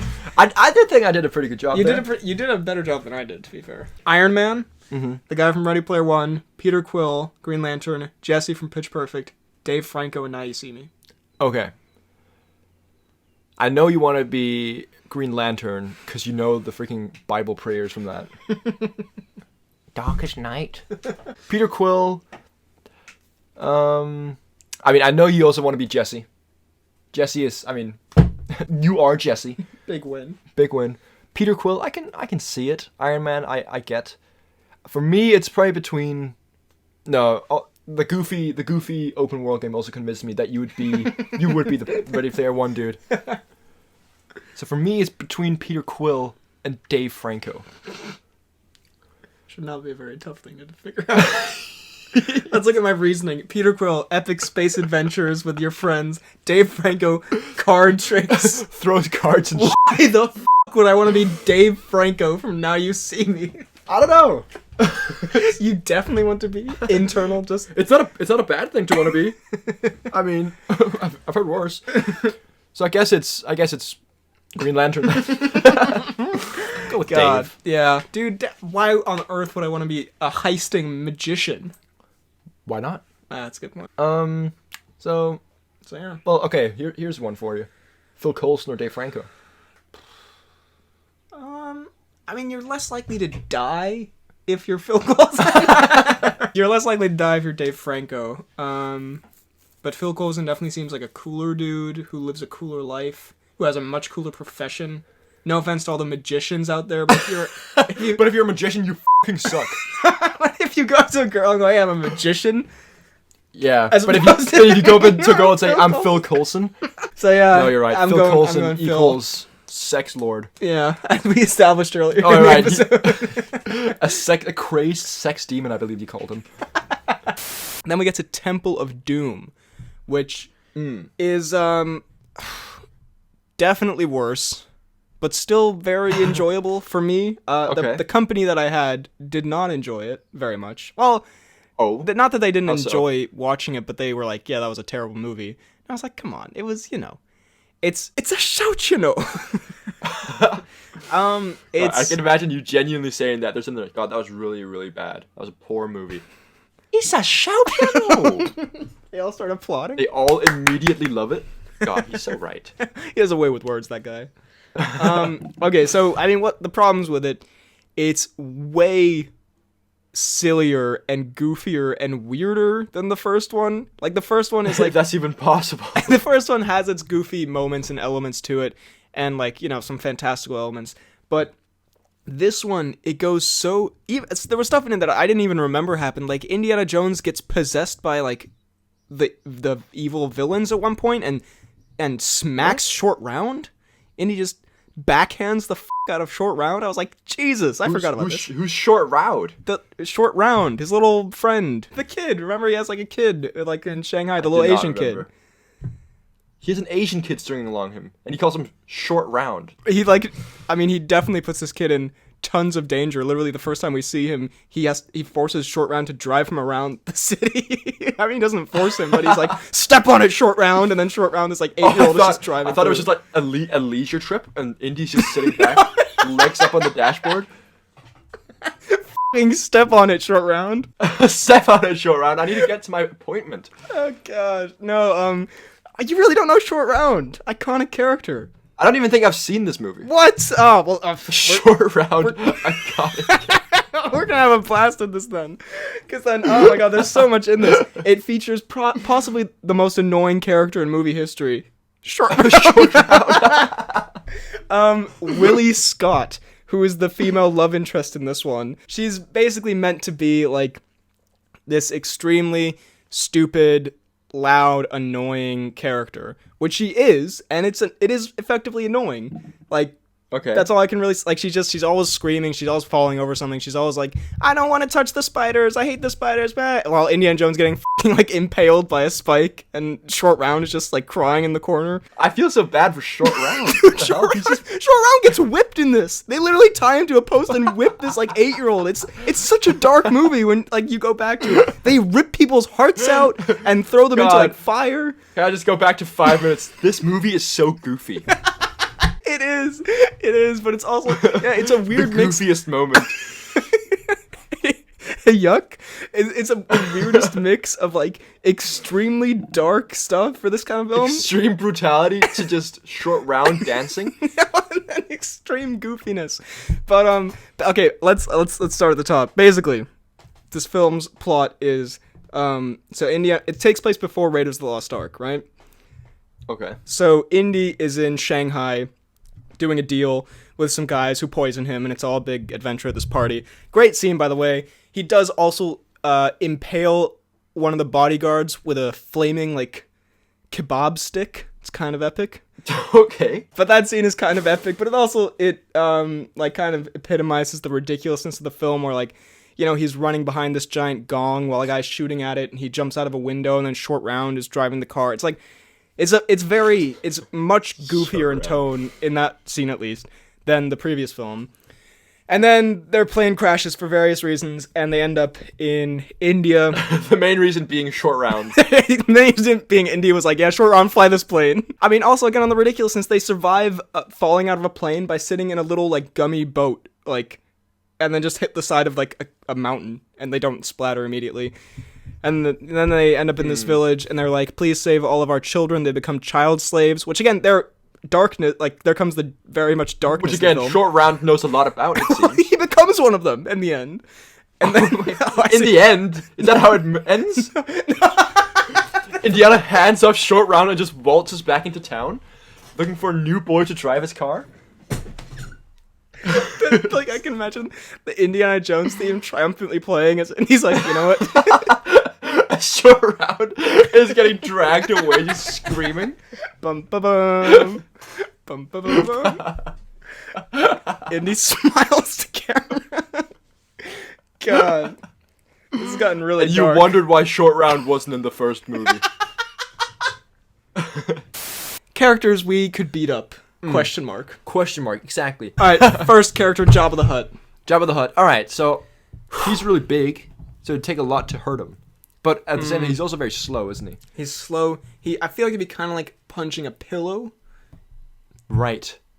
I don't know what that means, though. Would that be good or bad for us? Well, it's Like, it'd be like a sludgy carcass, just like... that is so gross. B.H.L. Hudson caught punching a sludgy carcass. I feel like we could, if we like hit. I think if we hit him hard enough in the face, like our fist would just go through his head. Goes right through. Jabba's like, what? the wall. What the Hutt just happened? And I mean, Princess Leia chokes him to death. We could do that. We just wrap around his neck, the two of us, The power of friendship as we hold hands. and murder this creature. You stare. You stare directly into Jabba's eyes. He's happy that this is the way he goes. It's an honor. Not many Hutts get to go this way. I think we could. He's like a pumpkin, I imagine, like a really rotten pumpkin. You could just like smash You it. hit him and he just turns into prosciutto. Yeah. You said you hit E.T., you turned into gazpacho, so I just love the continued theme here. The continued theme of Italian foods that these guys turn into. Elliot from... Well, he's a kid. We can't beat up Elliot from E.T. Let's do it. No. Let's talk about it. No, let's not. Elliot- We already killed E.T. We can't just beat up this kid from the 80s. Well, he's going to be going on a murderous revenge spree, Yeah, that's so it'll be true. self-defense. That's true. Elliot, what does he have? Nothing. Not much, apart from a broken face. No. No, yes. Dr. Octopus. No. Dr. Octopus. Jesus. That would be a tough one. Right? Okay, I come up with this song again. And you distract him with your saw dance. Yes, it's very famous. I I think, okay, let's see. come on. How does Spider-Man usually beat him? He punches him pretty He probably hard. uses his like gross webs and it's like, yeah, your face. Yeah. Right? I think we could, okay, if you, a lot of these are just like you distract them and then I come with some various weapon and hit them in the back of the head. I think, okay, with this one. This is a straight up fist fight. But okay, actually we can't do that because he's got weapons. Yeah, so how about we take away the arms? We take away his arms. That's not very fair. Take away the one thing that makes him powerful. Yeah, exactly. Beat the piss out of this like old scientist. Well, Cool. I guess we win. Got him. Nah, Doc Ock would murder us. pulverize us. Yeah. Okay, this one I really want to do. Rhett Butler. Gone with the Wind. He is the biggest shit-eating, like... That's it. He's like... God, he looks like such an asshole. he's such a terrible dude. I mean, he's like... Yeah, he's like... charming for a guy from the 30s, but again, as we established... Gosh, you got a real, like, historic problem. He's a jock, but in the 80s. Yeah, he's charming for a guy in the 30s. Oh, God. Oh my god, I nearly just fell. PJ nearly died. Red Butler nearly, literally got the... He nearly won the fight just there. How do you think we could beat him in the fisticuffs if he's beating us through a fucking screen? I was literally like 90 degrees, like, in the air. Or 90 degrees. I did a full 360. Anyway, I think we'd kick the absolute dog shit out of this dude. Hopefully, he's from the 30s. So. And he's also just like kind of a... I mean, I don't remember a ton now from that movie, but I feel like he was a bad dude. He looks like a bad dude. He looks like a slick douchebag. Olaf, we could... Alright, here's how... Because we'd obviously win. Here's how we do it. Okay, We'd right. take the carrot. We'd stab him in both eyes. Okay. Then we take the buttons and like... And make him swallow them until he chokes. So dark. Oh, I'm sorry. I hope no kids are listening to this. And then we take his two stick arms and just smack him in the head. It's just so disturbing. It's like make him like a drum set. Oh, I see. He can't feel pain, so it's okay. But we would do all these. This is how we'd kill him. Sorry, Olaf. Whew.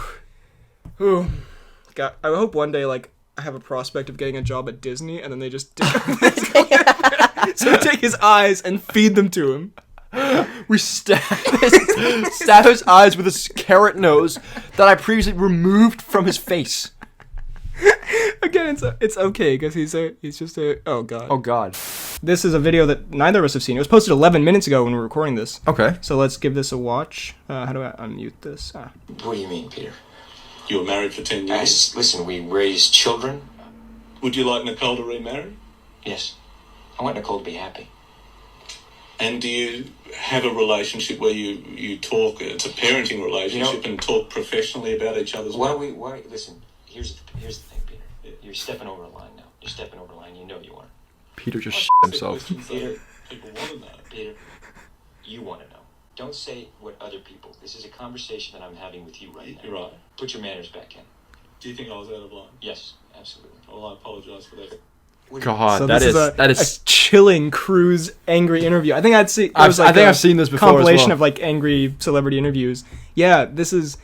I think we've said before, and not that Cruise wasn't in the right here. For No, he's being annoying. 100% in the right, but it's just he's Cruise so is scary. a terrifying man when upset. Yeah. Because either a screaming Cruise, if I ever catch you doing it again, you're fucking gone. You're f***ing gone. But there's also the quiet. And this is way worse. And the stare composed Cruise. And, it's just, And the stare of, now you've crossed the line, Peter. put your manners back in, Peter. Before I rip your Peter off, Peter. I'm reading between the lines. Very good, very good. Yeah. Peter, I'll fucking gouge your eyes out. Peter, I'm gonna f***ing eat your wife. That caught me off guard. In the middle of this very, like, you've crossed the line, put your manners back, I'm gonna eat your fucking wife. Peter's just nodding and he's like, wait, what? Cruise doesn't Were blink. you just out of line there? What a fucking absurd threat. I'm gonna eat your wife. That's such a Cruise thing to say. Oh my god. I feel like he said a similar thing to the person who squirted water at him. Oh my god. Anyway, so yes, never do get on Cruise's bad side. What a horrifying situation. I'm very scared if I ever met Tom Cruise and he ever knew anything about the pod, I would be dead within seconds. He would eat your mother. Just Cruise running around munching on people's loved ones. Well, ladies and gentlemen, I do believe it's now time for...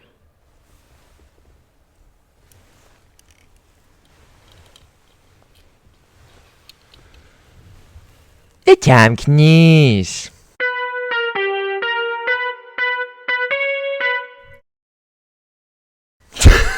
We're doing our own Tom Cruise impressions for the Tom Cruise. That's honestly, so f***ing get ready for this. we might lose a lot more money on this than All right. we would have.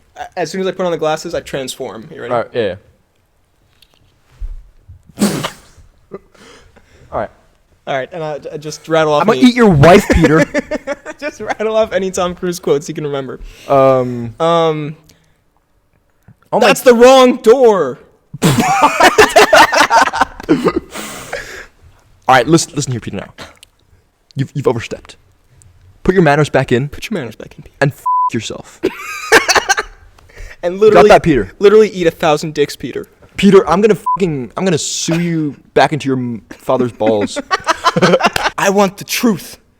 He didn't say that to Peter. That was a different movie. I want the truth. That's what Peter said. I want the fucking truth. You want Nicole to be happy?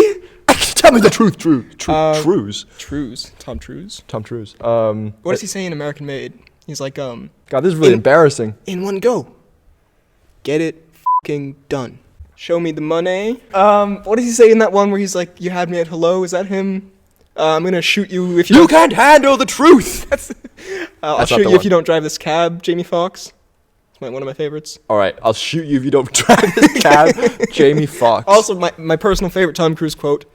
And if I ever see it again, you're Right. fucking gone. You know what? I want you to just go straight up to the camera and just scream that.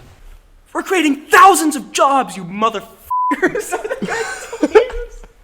And if I ever see it again, you're fucking gone. And that's on my life. And on your life, because I'll take it. On all your mother's lives. Put your manners back in, Peter. Peter, go fuck yourself. Peter, I'm gonna eat your wife. What's done is done. When we say it's done. Ooh, that's quite good. From Where's that from? It's from Mission Impossible, dog. Dog, man. I feel the need for speed. All right, well that's the Tom Cruise for this today. That's the news is that we're terrible at Tom Cruise impressions. Wait, let me think of one more. I don't understand what I'm involved in. What am I involved in? That was pretty good. That was good. Thank you. That was a good Grossman. Sorry, it was clearly meant as an Ethan Hunt reference. All right, well, thanks for watching. We'll see you next time. So today, we're talking about our favorite movie trailers. I know I'm talking so slow; it's very annoying. I don't know if we've ever talked about this, but it's I think one of the times we've laughed the hardest in our lives. The Magnificent Seven International. But okay, first of all, the Magnificent Seven trailer, the international one. Epic. Okay. It has this epic rendition, as a really cool rendition of House of the Rising Sun. Oh, and yeah. it's just like cool Western action. The movie itself, a bit legend-esque, kind of forgettable, but it has this awesome, set to the music. It's just very cool, and one-liners, Pratt, Denzel. However, it does feature a very unintentionally funny moment at the start. Okay. Which we both laughed very hard at. What is this? And it's just because there's a moment where, Denzel, he's just looking very cool. And then they put in a trailer sound effect, which makes it look, let's just I don't. We need your qualifications. Not for sale. We need your help. I do remember this. Not for sale. I'm a duly sworn officer. We need your help. Just the way they put in this horrible trailer sound, which is meant to be like a cool wind down, but it sounds like Denzel has horrible digestive problems, and it just pauses on his face, just looking like, and just, oh god, it happened. Sale. God, I lost concentration. He loses concentration for a second. Just paints a saddle a new color. So we're the most immature people, but go watch the international trailer. And It's also his beard. It's so funny. Gas mustache. Not for sale. I'm a duly sworn warrant officer. We need your help. And then, I mean, it's great because it's just so not meant to be funny. So that in itself makes it one of the greatest of all time. But yeah, Oh my god. Oh, I can't breathe. yeah, that is an iconic moment. But the rest of the trailer is just great as well. Also, I thought it was Jack Black, but it's totally not. It's Vincent D'Onofrio. D'Onofrio. When he's a DJ, you'll get up Vincent D'Onofrio. That's his opening song. That's the Just, you build him to the beat drop. D'Onofrio. Spectre. Yes. Oh, there's also the weird new Subplot with yeah, creepy Ray Fiennes and whatever Mordecai, whatever he's called from Sherlock. is. he looks like. Come on, there's no way that guy's not a pervert. I mean, the little mustache doesn't help him. This is also, I don't know if, I can't remember if it was even meant to be a twist, but if it was, I mean, they got the most evil looking human being on earth to play like the twist villain. Rafe looks pretty unbothered. At the end, I remember when at the end he's like, This is him saying, "I miss the days of Voldemort." at the end, because the guy's name is C or whatever, and then he's like, you know what C stands for? And I was so sure he was gonna say, and we're gonna have to bleep that out because it's a horrible word. But it seemed like such a rape thing to say, but he was like, Cuckold.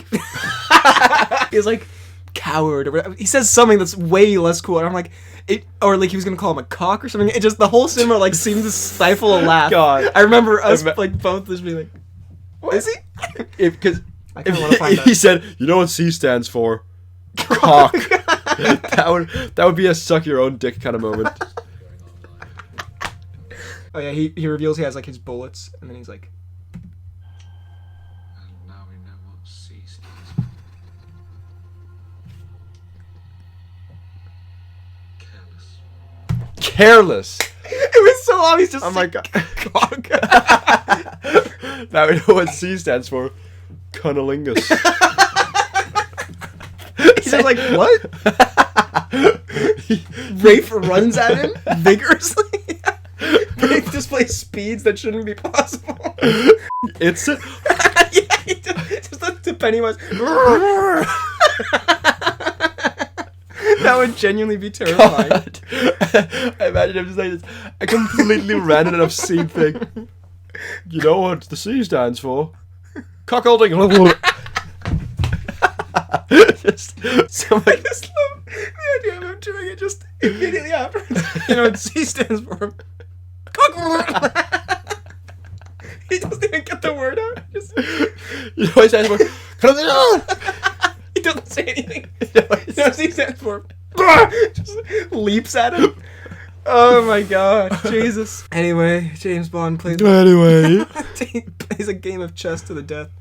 He meets Lea Seydoux in this fucking Apple Store looking ass place. What is this, an Apple Store? Why him reference? James Bond's in a little. That's not a very flattering thing. Oh god.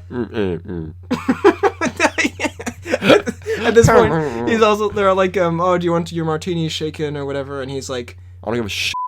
Cock.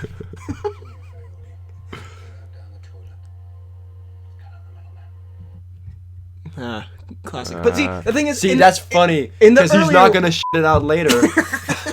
like how you would also shit out a drink. It's also there's a direct point of comparison here. Where in the Casino Royale one, he's like, "Oh, do you want a shaken or stir?" He's like, "I don't fucking care." Like that suits, like, that's more of a Craig thing to do. Where Yeah. here he's like, "Oh, put it in the toilet, cause then I won't have to piss it out later. You absolute cuckold." It's like Ralph just jumps in from the corner. Wait, what's his name? Is it Ralph? it's Rafe. Rafe. It's spelled Ralph, but he goes Rafe. Ralph. Ralph. Well, if it's spelled Ralph. Ralph. I'm not the weird one here. It's You know what C stands for? Rail. You know what the C stands for? Ralph. And then he's hobbling along at the end after. Oh my god, that's terrifying when you speed it up. Just the snail. The Walt snail crawl. You know what the C stands for? Snail. Snail. Snail just gets down the floor. You know what the C stands for? Snail. I watched Jungle Cruise a very long time ago. I wrote so many notes that I can't find the ones that are like about the nutty things in the movie. I legitimately have like Were a good. you gonna page do of like? notes here. Were you gonna do a review? I think like, so. on your main channel. So God. I can't even find like of a B tier Dwayne movie. oh God. oh my god, there's 1500s Dwayne in this. So it's like There's what? It's like Dwayne in like a crusader outfit and like a big old like wig. It's the most horrendous thing you'll ever see. You have to see this. Just look up like not right now, but sometime. Don't want to scare yourself. Sometime like Don't want to just start screaming on the pod. Dwayne Johnson Jungle Cruise like flashback, and it's him in this like big ass like Spanish outfit with like the flowing hair and stuff. Because he's okay. Spoiler alert. I f***ed it. He's like an ancient being. I'm sorry. I feel bad. Sorry. No. No. I like how you hadn't even spoiled it. And then because he's and then he goes, oh, I feel bad, and then spoils it. It's like I told you, it was 1500s Dwayne, so there's no way that Dwayne wasn't. Oh, I didn't hear that. Oh, I'm so sorry. God, this is the first time I think I've spoiled something on the pod for you. I actually feel really bad. Honestly, I won't lie. I don't care. About it. Don't worry about it. A 1500s Dwayne is not my biggest concern. But it's if it was a 1400s, that would be a different story. It's very, I don't know, it has a lot of nutty Dwayne stuff, and the villain is the guy, Meth Damon from Breaking Bad, and Game Night, and he's pretty nutty as well. He's like very over the top and ridiculous, and just a pretty fun movie actually, I won't lie. But he can't fight Dwayne because he's a historical deity. Whoops, did I spoil something? So Dwayne is like really old and historically a god. Oh, did you hear that? I'm so sorry. Spoiler. Why do I actually feel bad? This is weird. Jungle Cruise has ruined this pod. But anyway, I think genuinely a pretty good Ben and Fred watch. Does Jungle Cruise give you Jumanji vibes? Kind of. I mean, like Dwayne is because it's basically Dwayne on a boat in the jungle. It's kind of like Dwayne is doing his usual Dwayne thing. I mean, he plays the same character and everything, and he's fun and well, actually, ironically, he was different. Jumanji, so that point doesn't even make any sense. But God, you're off your game today. You're spoiling everything. yes, you're making terrible comparisons. Also, I'm gonna put in a spoiler alert before that, so it's gonna seem like I had already said spoiler alert. No, you dare. I mean, I will put it in for the audience, but just to be clear, that spoiler alert was for the audience, and I did not actually give it to Freddie, and I deserve to be punished for that. But that sounded a little weird. We move. Anyway, we move. Yeah. Let's please punish me for revealing Dwayne's age and conquistador outfit. Anyway, I think it would make for a fun Ben and Fred watch. I think we should do that sometime. It's pretty good. And if you watch it, we should talk about it. We're not going to go like super deep because we don't have too much time. Like we'll go like a half send on both of them. But I thought it'd be not a full send on this one, but we'll talk about it, I guess, to get a little bit of it out there. So Dune, and should we go spoilers? Yes, God, we should. Such bass boost just then. A Dune. All right, Dune. We're going full spoilers. Spoiler alert. Spoilers ahead. Choo choo. Let's do this. Choo choo. What'd you think of Dune? Sorry, I mean to say Dune. What'd you think of Dune? A big one that we can talk about for a long period of time. Dog. Also on February 18th. What? And, what is Dog? I can't lie to you.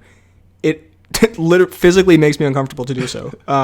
It genuinely looks really quite wholesome. It's okay. It sounds like a terrible premise when I say it. It's no. I'm open-minded here. It's Channing Tatum, and he has to. I will not watch this. He has to take care of this dog who's like a really bad dog and it likes to rip up the car and the furniture and stuff, but then they learn to love each other and have a beautiful adventure and learn about friendship and all this. And look, it sounds like a terrible like movie that comes on TV, but I saw the trailer and I was like, you know what? That looks kind of really wholesome. So you know what? I'm kind of... I bet Potato is going to get mauled at the end of it. I would love the build-up of like, they slowly form this friendship. So he wakes up and he just gets absolutely throttled by it. It's just the Revenant bear scene, but with this big dog and Tatum. But with this big dog and the dog Tatum's taking care of. It's just Tatum mauling the dog like the bear from the Revenant. Tatum wakes up, is macho hungry, decides to go on the hunt, and just kills his best friend with his teeth. God, I feel like Tatum often wakes up and is macho hungry and goes for a hunt.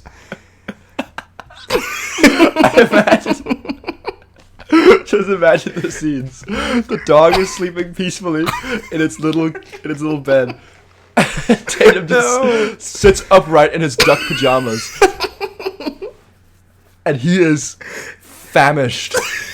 He sniffs. The scent of anything organic will make him just feral. We've turned what I thought looked like one of the most wholesome movies into just a horrible nightmare of a feral potato. Oh my god. Like, imagine him like running around in his slippies trying to catch the dog. Just frothing at the mouth. He's on all fours. The dog is on two legs. Ultimate Shyamalan twist. The dog takes off the mask. It's Jake Gyllenhaal in an ambulance. They kiss passionately. Tatum stays Tatum. Oh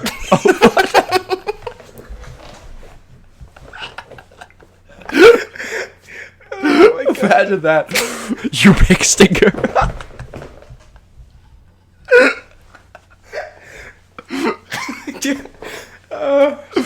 Oh dear God! Oh my god! Well, yeah. So anyway, I thought that looked really good. We just made a fanfic for the movie Dog.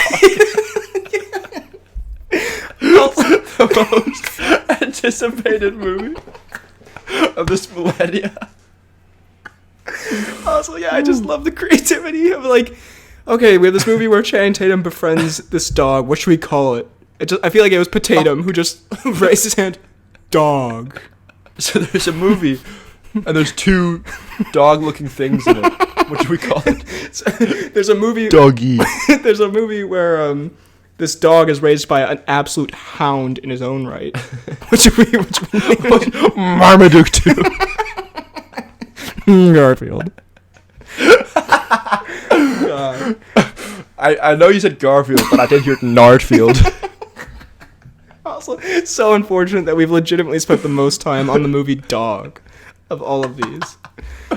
Jesus. Okay. Oh. Next up, on February 25th, we have The Outfit. I like how you had to specify on the movie Dog. Not just on the concept of a canine. So we have the That is definitely... Sorry, I'm sorry. I keep cutting you off, but that is definitely the title of Channing's book, The Concept of a Canine. It's a very gruesome autobiography. Jesus. Yeah, we're gonna skip The Outfit. I don't give a about that movie. It looked really boring. Sorry. Let's stay on the dog for a bit. Let's cut that out to make some more time for the dog. Sorry, just dog. Ho, ho, ho, everyone, and welcome to the Christmas spectacular fun times of the Poorly Planned podcast. My name is Benedict. You may know me better as BHL Hudson. Here with me, as always, is my friend, co-host, and Christmas elf friend, Frederick. I want everyone to know I did not stand for this. I did not know this was happening. I want to make it very clear that I don't know who he is and I don't know what he wants from me. I'm so tired. I hear the jingles of yesteryear. Good times, party fun times, Christmas times. Rudolph the Red-Nosed Reindeer jingle bells. More like Spider-Man right up the chimney, am I right? Alright, So God, that sounds vaguely sexual. that's the name of my Spider-Man Christmas themed fan fiction. Anyway, also I would just like to point out that my notes here say, "Make it Christmassy news, No Way Home review." So really good pod coming up. Okay, so we're going in depth today. First of all, so their topics, their time codes down below. First of all, just a bunch of trailers. One could say, "Ho ho ho! I'm the trailer man here with all the trailers." First trailer out of the gate. Did you see? I think we might lose subscribers after this episode. Yeah, this is not going well. All right. So the trailer man came by. All right. So okay, now I'm the trailer man. You will not believe what he doth bring. All right. So the trailer man. Yeah. Okay. So how about? Okay, let's do some role playing here. You play. Oh, okay. Yes, I play the submissive one. No, this is so terrible. Okay, you play a very excited person waiting for Santa Claus to bring presents down the chimney. I am Santa Claus, and the presents are movie trailer news topic discussions. Okay. Ho, ho, ho. Santa, why are you naked?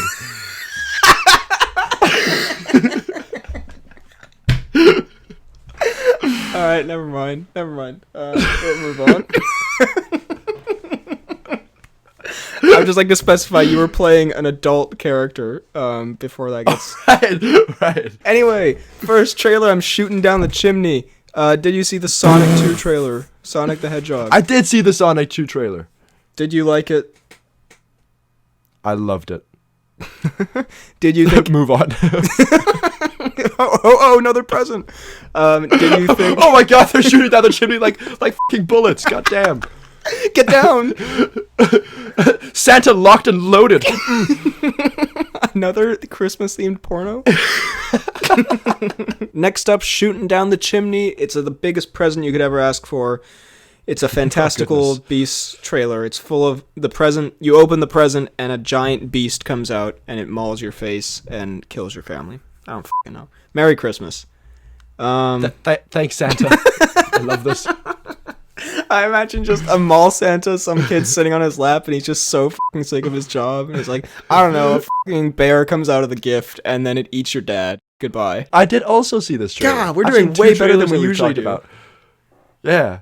And by that you mean you saw it when it shot out of the chimney. Let's see how long we can keep this vague premise going, if that even counts as a premise. No, oh my god, I love when it shot down the... Was it shooting out of the chimney or into the chimney? I don't know. It's in your stocking. Just... Oh, again, sounds weirdly threatening. Whatever we're talking about, it's in your stocking. Yeah, like the last one, awful. I still haven't seen the first one, so I can't really say anything. But this one, with the addition of the... Mayors Milton. Then... When is it comes out? I believe April. Okay, hopefully cinemas will be open by then. Yeah, cinemas just closed down again, so that's f***ing brilliant. So that's great. Then breaks down. Next thing in my lap, Santa's got severe depression. Then we have the trailer for Operation Fortune Ruse de Guerre. That's a lot of fortunes in one title. I think they should change that. Statham, Richie, Grant movie. What'd you think of this one? Oh my god, Santa, an amazing present you've brought here. I think it actually looks... I'm excited for it. Like, we're going to take a little break. Santa's going to take a little break from shooting trailers directly at your face as if they were machine gun bullets. Okay. To shoot some Golden Globe nominees right out the chimney. Ooh. So did you... I swear, there's so much sexual euphemism in this pod. we gotta stop this. No. We gotta continue it. I love it. All right, they're not... okay. Santa has snuck in... That's not a good start. Oh, goodness. And you can't run. No, Santa, he... And you're tied down to the floor. But you're happy about it, and it's consensual. I like how we're beyond the point of just stopping doing this horrible bit, and we've just gone to like, okay, let's at least make sure that like you're happy about it. So, did you see... So, okay, Santa, he went down the chimney, and he put like Golden Globe nominees as Christmas tree decorations. So... Okay, what's on the Christmas tree, Santa? I'm so glad you asked. We have Best Picture Drama. Serrano, which is about Peter Dinklage, but he sings. I don't think that description has changed any of the times you've told me about that movie. It's Peter Dinklage, but he sings. There's not much else to it really that I've seen, but apparently it's good. Tick Tick Boom. What is that? Is that a? It's Andrew Garfield, and he sings about writing a musical or something. Hear me out. It's Andrew Garfield, but he sings. It's my favorite genre of film. An actor, but they sing. Yeah, I hear good things about Ted Lasso. That's like he goes and becomes a like English football coach, right? But he's American. Something like that, Something yeah. like that? It's supposed to be like kind of wholesome, kind of funny. So I'm all for that. All right. It's my favorite genre of Jason Sudeikis properties. So, yeah. Right after Jason Sudeikis, but he sings. I'm sure that exists somewhere on the dark web. Then, oh my God, Santa's back in the chimney and he's throwing trailers directly at you. Take cover. Oh my God, Santa stops. Santa. Santa, it tickles. We have... Okay, Santa. Santa's almost run out of trailers, but he's got one more left. It's the Lost City. Oh my... And he hurls it like a fastball, and it like shatters your window and kills the neighbor's dog in the process. Goodness, Santa, good pitch. It's a goal. What did you say it was called? I was too busy listening to the description. Yeah, no, I'm really happy with how this is going. The Lost City. And finally, Santa brings a bit of a strange story to tell the world on Christmas. The most Christmassy of tales about actress Letitia Wright not wanting to get vaccinated and Disney demanding vaccination going forward, so will be in Black Panther 2, but also will not be in future films. Oh. So Letitia Wright, who plays Shuri... What a lovely Christmas story. Santa sits down, opens so the basically big the replacement in the Black Panther universe is an anti-vaxxer and is now getting booted from the entire MCU. I'm sure she'll be getting some coal in her stocking. Because I'm Santa, so I know. Right. Well, on that really cheerful Christmas note, ho, ho, ho, Santa, oh my God, what do you have in this sleigh? That's, no, there's Oh my God. Oh my, is that Mrs. Claus? Dead? I just love this horrible adventure that once again, I just picture, like, you in your current state just going outside and seeing Santa Claus, like, Santa, what's in this sleigh? And it's just Mrs. Claus dead. Oh my God. Jesus. Mrs. Claus, but dead. Peter Dinklage, but singing. God, what a delightful Christmas gift. So, okay, Santa. You open up the box. Peter Dinklage just unfurls like a worm. Starts singing. And then unfurling on top of him is Pedro Pascal or whoever else we said. No, Jason Sudeikis. What a weird mix-up you did there. They're all just... Jason Sudeikis. I mean, sorry, Pedro Pascal. But dead. You open your Christmas present and it's just Peter Dinklage standing next to Pedro Pascal's corpse. There are so many questions you would have. Peter Dinklage is singing his heart out. Oh, okay. But it's all NWA songs.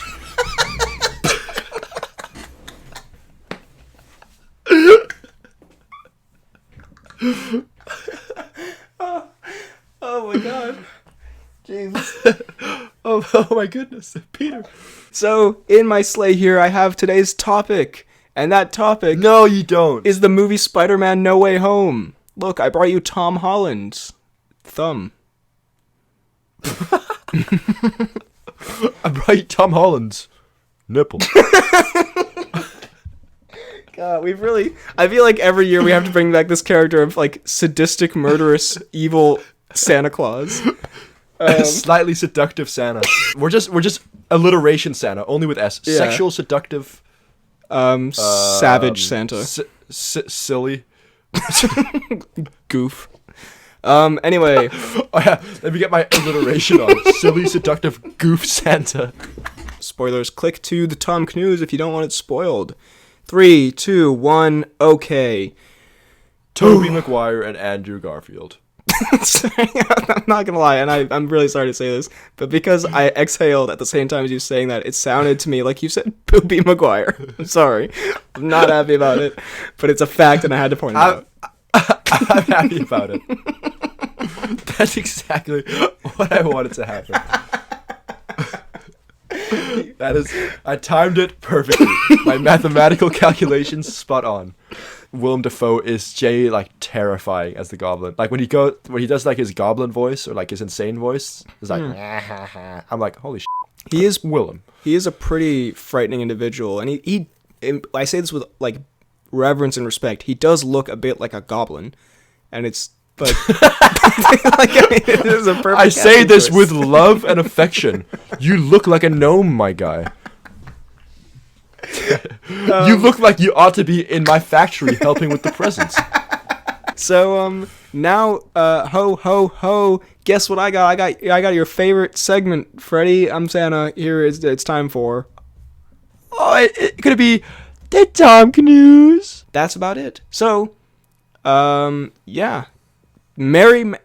So ho ho ho. I'm so happy I could deliver so much Christmas cheer to this wonderful household and this fully grown adult man who does a podcast called Frederick.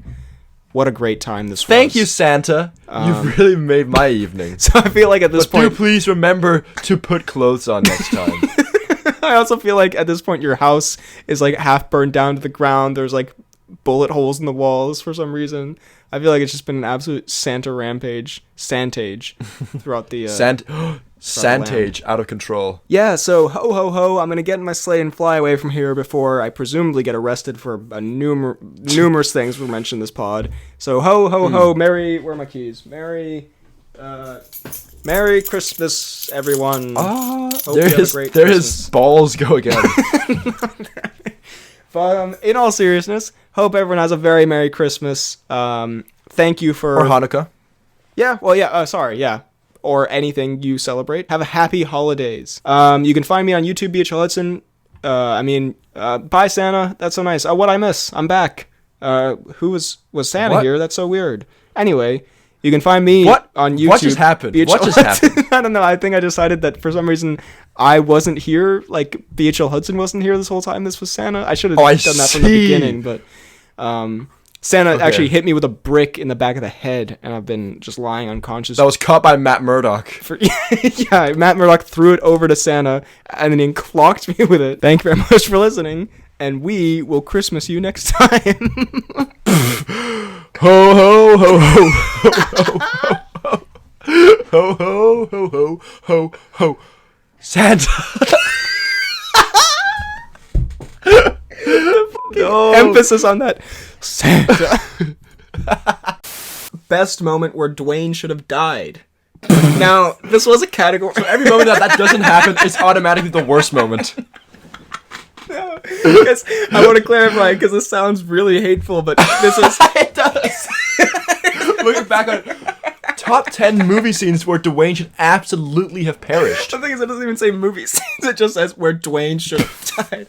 So I just wanted to clarify, this was in a year where he was in both Rampage and Skyscraper, where there are like at least 8 different instances where his character should have died. Well, I've got one here. He's like 4,000 years old as a conquistador. He should absolutely have been withered by time. From minute 0.0 of that movie, Dwayne should be deceased. Not even joking. Dwayne, you've beaten biology here. Yeah, that's a good point. There are lots of other moments in that film. Actually, because he's, again, spoilers for Jungle Cruise, because he's an invincible conquistador in that movie, he, like, they stab him a bunch, he falls over a bunch of stuff, and, like, he's invincible. So there's a bunch of moments where, technically he should have... Wait, so he just can't die. Yeah, until the end, where it's like... Does he die in the end? No, well, he becomes immortalized as a rock. Wait, what? He becomes, like, stone, but then they free him with True Love's Kiss or something. Oh, so he's like a genie. I don't fucking know, dude. I'm really just improvising here. I haven't seen it. Who is Dwayne? There's no conquistador. Wouldn't that be the ultimate ploy of the century? The most specific thing to make up. It's like a picture from Hercules or something. But anyway, so that's where Dwayne in a film role should have died, probably. Definitely. I guess he's a conquistador, so like he's magic. Not the conquistadors are magic. I don't know. Anyway. It's on Spanish history. Conquistadors are mythical beings. Like, whilst obviously it can be slightly distracting, but I think it works for this movie because, like, whenever like there's been something like, oh, will it happen? Will it not happen? And then when it does happen, Yeah. I think it's fine that people do this like kind of louder reaction. I think that's fun, and yeah, especially for these event films that have had this build up. And then on the like very end of the spectrum, there's the kind of thing that honestly I never want to be a part of. Maybe once just for the experience. A mass An orgy. murder. We were both trying to think of something to say. A friendship. A mass murder orgy that is like the next Poirot adventure. It just shows up. There's just 20 dead bodies that They're all in each other. no. Poirot's like, Poirot's like, I missed the invite. all right, this one I'm not proud of. Okay. It's not a good follow-up. Okay. It's really stupid. Okay. We might have to change it. Another thumbnail contender. Okay. So, I'm thinking Gilgamesh Okay. versus the Boss Baby. Now, hear me out. Okay. The Boss Baby would obviously win this. But, so we'll have to change it slightly, and we can say Gilgamesh versus 100 of the Boss Babies. Okay. I think that's more fair. And I want to be clear, it's because Gilgamesh is a big baby. Haha, I get it. I'm a big baby. There you go. That's it's his catchfold. That's what Gilgamesh is. So I like it's how you refer to basically him- a fight against himself, But 100. but 100-fold. Also, I like how you refer to him as Da Boss Baby, as if it's like, oh, you've literally written Da Boss Baby. Great. I imagine just Da Baby, but then somehow the Boss Baby. I imagine the baby, but the baby is the Boss Baby. Well, Very clever. thank you. Okay, what are Gilgamesh's powers? I forgot. He's super strength. Is that it? Oh yeah, he has like a big punch. Yeah. Okay. And he's really charming. He's honestly the best part of that movie. He's by far the best part. I have not seen either of the Boss Babies movies. In fact, I have seen Boss Baby 2 Family Business. no, I was gonna say something horrendous. Oh, okay. I'm gonna say it. Well, all right. It's voiced by Alec Baldwin, and he. Can... Yeah, I'm stop right there. We're not going there. Okay. Anyways, that's all I'm saying. He's Okay. got a powerful voice. It's a fact he's voiced by Alec Baldwin. You haven't said anything I haven't said offensive anything or bad. offensive. You've said just a fact. So 100 Alec Baldwins. We're not. Okay. I'm not getting it. I'm just saying there's 100 Alec Baldwin voices. If there were 100 Da Boss Babies, they would all be voiced by Alec Baldwin. They would. You point out a fact, and Again, we move on without without- any controversy or cancellations needed. I don't even know what you're talking about. I've stayed off the news for a while, so I don't even know what's been happening. God. Okay, so I guess the Boss Baby, he can probably, he can only talk, and he can run a little bit weird. and he can, like most babies, I guess, and Most babies can talk. and he can he like, he can't make stuff out of nothing, but doesn't he, like, What? he's like, he can't, like, So he can't fly and teleport. Unlike me when I was a baby. he can't, like, literally create matter, you know? I just list off all the powers he doesn't have. But doesn't he have, like, some kind of, like, because I think he's just like- kind of intelligent, no? and he does, like, hijinks or whatever, so I feel like he could, like, you know, produce a rocket or something and then it would shoot at Gilgamesh. Gilgamesh would obviously win. Yeah, I think even against 100, they could swarm him Shrek baby style. Yeah, that would Which be is kind of disturbing and terrifying, but... But would Gilgamesh allow himself to hurt 100 boss Absolutely he would. Yeah, because he sees That's himself as a big baby. Yeah, they're on equal footing. Okay, got it. If anything, it's 100 vs 1. That's baby. true. Yeah, so would the boss babies be okay? Why? Gilgamesh. Gilgamesh. We'll yeah. give it to Gilgamesh. And it's okay because they're animated little boss babies. And is the boss baby like an adult? Do you think? I don't think so. Like what's that movie? Orphan Situation. Have you seen that? Is that a... What? Isn't that it's called Orphan, right? I forgot. No. It's called Orphan, right? The movie about the little girl who gets adopted. It's a horror movie, and then spoiler alert, big twist. It turns out she's actually an adult woman, and she's been like. It sounds like the reverse of Big. It's like a super famous horror movie. Have you not? I don't watch horror movies. Anyway, I haven't seen either, but okay. Anyway, that's what the Boss Baby is doing. That's what the Boss Baby is. Well, there we go. Gilgamesh. And last one. we had to go for it no matter what. There, good point. Okay. All right, I need to think of a good one. Okay, well, I don't really have a good one, but I have a one. Okay. Right. By the way, mine's quite powerful. Is yours powerful? Yeah. Okay. 3, 2, 1. Glass. Interesting. Okay. Okay, so Well, you know, Samuel L. Jackson as Glass. Samuel L. Glass. I mean, very intelligent man. That's his whole power. He just made a face That's like his power. Well, he's got literally- super intelligence. Well, I mean, yeah, he did come up with like Some a stupid plan that like fooled Bruce Willis, but didn't fool anyone else. Yeah, and then Bruce Willis audience, died in a maybe. puddle, That's still one of my favorite scenes, just in anything. drowned in a puddle. Classic Willis. That's what his tombstone says. Drowned in a puddle. Classic Willis. It doesn't even say his full name or when he died, when he was born. Classic Willis. Why did I just go as if I had to actually think about it? Glass obviously would wins. dominate. You know what? He Oh can, my god! Imagine that he's sitting there watching Bruce Willis freaking squirm in a puddle, and then he looks up and there's just a huge foot coming.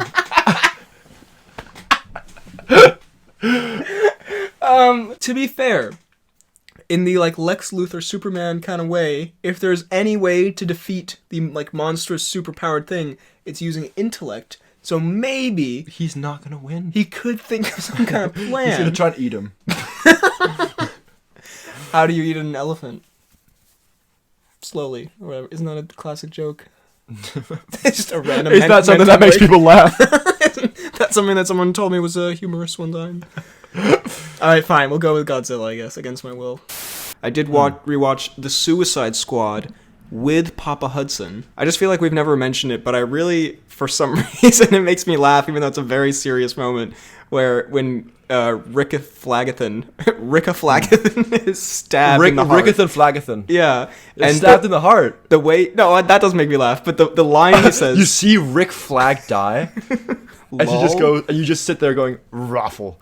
But the way he delivers the line after that, it gets me a little bit. Well, He goes, Peacemaker, what a joke. And he just collapses. I don't know. It makes me crack up. I don't know why. And just This is really like probably the most emotional moment of the entire movie.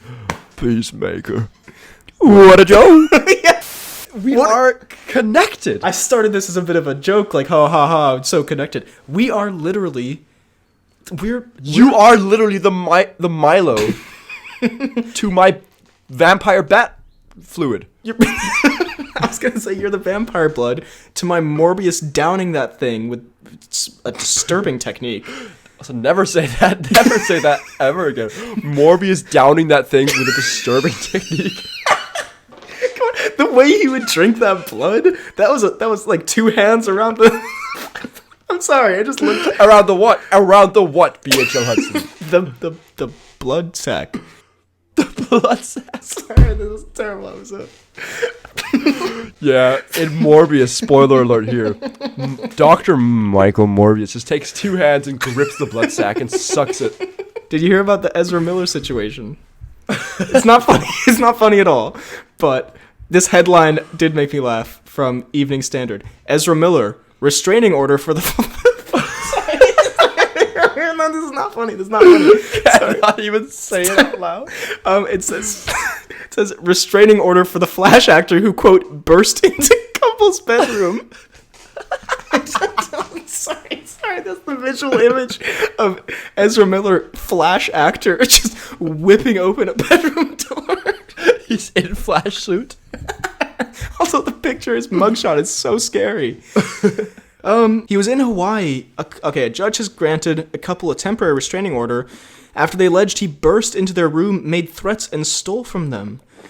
He said, quote, I will... What? Alleged that the Fantastic Beasts actor told one of them, Sorry, it's not funny. It's just because they wrote the Fantastic Beasts actor. That's not okay. It's just the not fact that okay. they specified it was Fantastic Beasts actor. Man is a millionaire and then decides to go on holiday in Hawaii and just bursts into a random couple's house and steals from them. What's he doing? I don't want to say anything, but did he or did he not choke someone and get in trouble for that a while ago? Showed Ezra Miller choking a woman. A bar employee identified. Okay, whatever. Let's see. On Wikipedia, it says he following a physical confrontation with patrons at a karaoke bar. The Fantastic Beast was all-star. At a karaoke bar. Anyway, so, we don't know the exact details. I'm just reading off the internet. We are not saying, confirming or denying any of this. We don't want to get sued. Anyway, Ezra Miller, not the best headlines to see, but I'm sorry for laughing. Not great. We're in a bit of a good mood because it's a Morbius episode. Okay, I'm not trying to laugh at this. It's obviously not a great situation. But anyway, do we now jump into full spoilers, our review of Morbius? Milo. The shittest character in all of film. So, okay, Very aggressive way of putting it. sorry, what a way to open. The shittest character in all of cinema history. Oh, first, I will say, that is by far the moment I enjoyed the most in this movie. Was the shirtless Matt Smith dance scene. So confusing. I mean, Very, very strange. he had a little tease of a dance when he killed those guys in the subway. And I was like, it was brief and not explained, and I was like, not that they didn't need to explain it, I guess. Can I get an in-depth explanation of this Matt Smith dance scene? But it was very peculiar, and then they just cut to this, I guess, transition scene. It had no Where it's like- purpose. But yet it had the most flavor. No purpose, yet a lot of seasoning. It was insane. There were so many just weirdly just gross and awful Matt Smith dance moves in one 30-second sequence. And the song was like, I'm gonna have sex tonight, or something like that. I do not think that's what That was what it sounded like. I believe those Matt were the Smith exact just lyrics. creeping forwards alone in a room. I'm gonna have sex tonight. He's just doing an epic Looks boogie. to- It's his Looks coitus he's dance. doing a shanty. It's his ritual before going to the club. Did you say it's pre-coitus dance? We all have one. That is the song. We all do, in fairness. But yeah, no, that was peculiar. This universe should just I hate to say it, but it should just have the blood sucked out of it, Morbium style. Very true. Double hand gagak. I'm just saying, the way he deep-throated that blood was just... It was very weird. I feel like he could just normally sip it and drink it like a bottle, but he just freaking squished it. Well, overall, give me a rating. What are we feeling? I'm gonna give this movie 2 Milos out of 65 Dr. Michael Morbiuses. I'm gonna give Which this... on a normal scale is probably like a -5. I'm gonna give this movie... Also, can we just say, Milo completely murdered just cold-bloodedly the guy who was taking care of him for his entire life. Oh yeah, his dad, basically. Yeah. Yeah. Yeah, I'm gonna give it... Yeah, I gave it 2.9 out of 10 in my review. Very weird score, but yeah. Yeah, not a good movie. Weirdly specific on such a low number. Anyway, it'll be a lot of me explaining what happens, and you probably going, "Well, that's kind of dumb." that doesn't sound like Harry at all. That's some sort of character for Mr. Weasley, Daddy Weasley. Full name, Mr. Weasley, Daddy Weasley. It says it on his business card, On his passport. So where are you flying to, Mr. Weasley, Daddy Weasley? Your mama's house. It's a great Mr. Weasley impression, honestly. Right? He's definitely not a guy who chooses bacon ferociously and goes, "So tell me, Harry, what is the function of a rubber duck?" That's a classic line in the film. I think this episode will just paint you as a huge loser. Yeah, as opposed to the other 130 episodes of our film podcast, which painted me as a really cool dude. Anyway, let's start off with Terrible self-deprecation. huge self-esteem issues.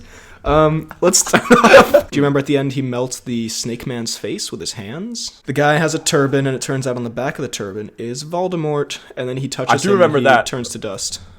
Oh, right. I don't know. Dumbledore's like, it's because you have love. And it's like, I don't know. It seems like he just melted a man. Like he literally disintegrated I don't know. He him. just committed terrible murder. That's what we call a homicide, Dumbledore. I don't know.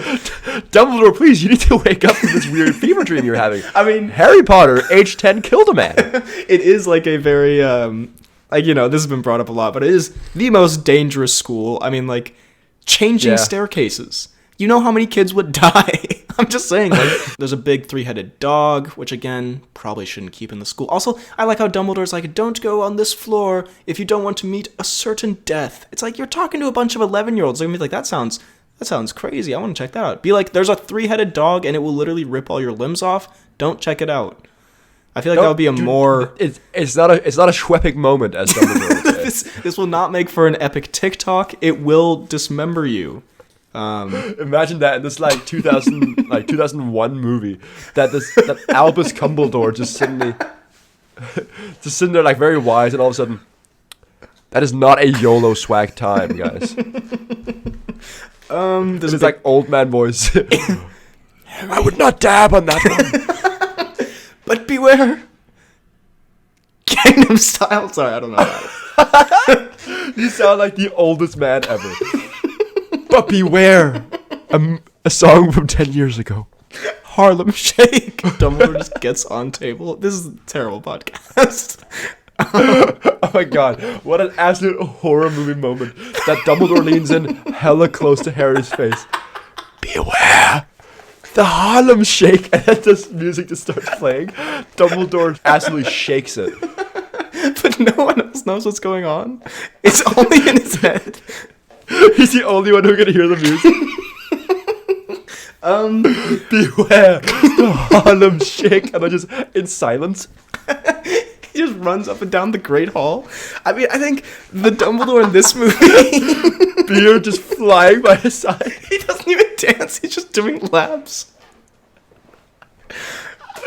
I think that because you know how they have two Dumbledores, because the first one passed away after the second film.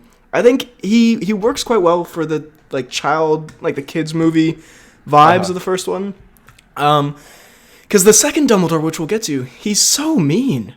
He's like, he's not like a good dude. Like, I don't want to be around him. Like, this Dumbledore, he seems kind of like he's, not really with it. Like, he doesn't seem like he really gets what's going on. But he has more of the vibe of the Dumbledore from the That books. is the greatest description of Dumbledore I've ever heard. He's meant to be this, like, whimsical, like, sort of goofy wise guy. old wizard, and then he's just completely lost. But he seems... I don't know, but he also, like, is super powerful and, like, can, like, do shit when he has to. And, like, the first one seems a little too whimsical and, like, kind of weird. And the second one seems too angry. And he's, like, the part where he's like, did you put your name in the goblet of fire? Do you remember that part? It's a great part. I've heard all the memes of it. Like, Yeah. where in the book it's like, he calmly asks. And then he basically chokes out Harry in the movie. First one, take a dragon's egg from it. I mean, that's a great sequence in fairness. That's a great action scene. How big is the dragon? It's huge. It's what do you mean it's how big it is? It's enormous. How big is It's as it? big as your mother. Sorry. Classic. But it's very big. Sorry. Got him. It's as big as a house. Like a pretty big house. I would love it if this is Harry, like, trying to figure out, like, okay, how can I prepare? How big is it? And Dumbledore's like, it's like a house. It's like an average-sized house, It's like a family house that would be a little tight but still doable. and then you save money, but, like, it's what you do. Terrible. And then he throws Harry into Dumbledore. Dumbledore reveals his terrible alimony problems. Like, you can't pay every single bill, but, like, it is what it is. You try to make it work, and maybe you're single for a bit, but eventually you'll find someone, Harry? Anyway, good luck. I'll take that as a no. Then the next one, they kidnap their friends and drown them. Which is not much of a challenge. They basically do that. They kidnap their friends, and they put them underwater, and they have to go save them.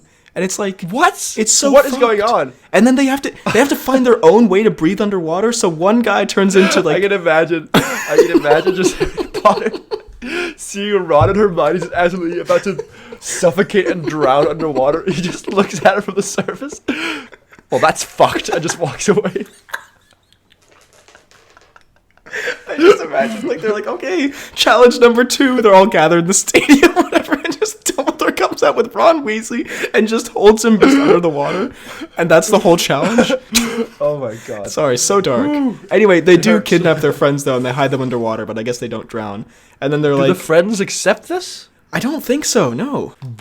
What is... So the teachers kidnapped them. Basically, I mean, maybe they can...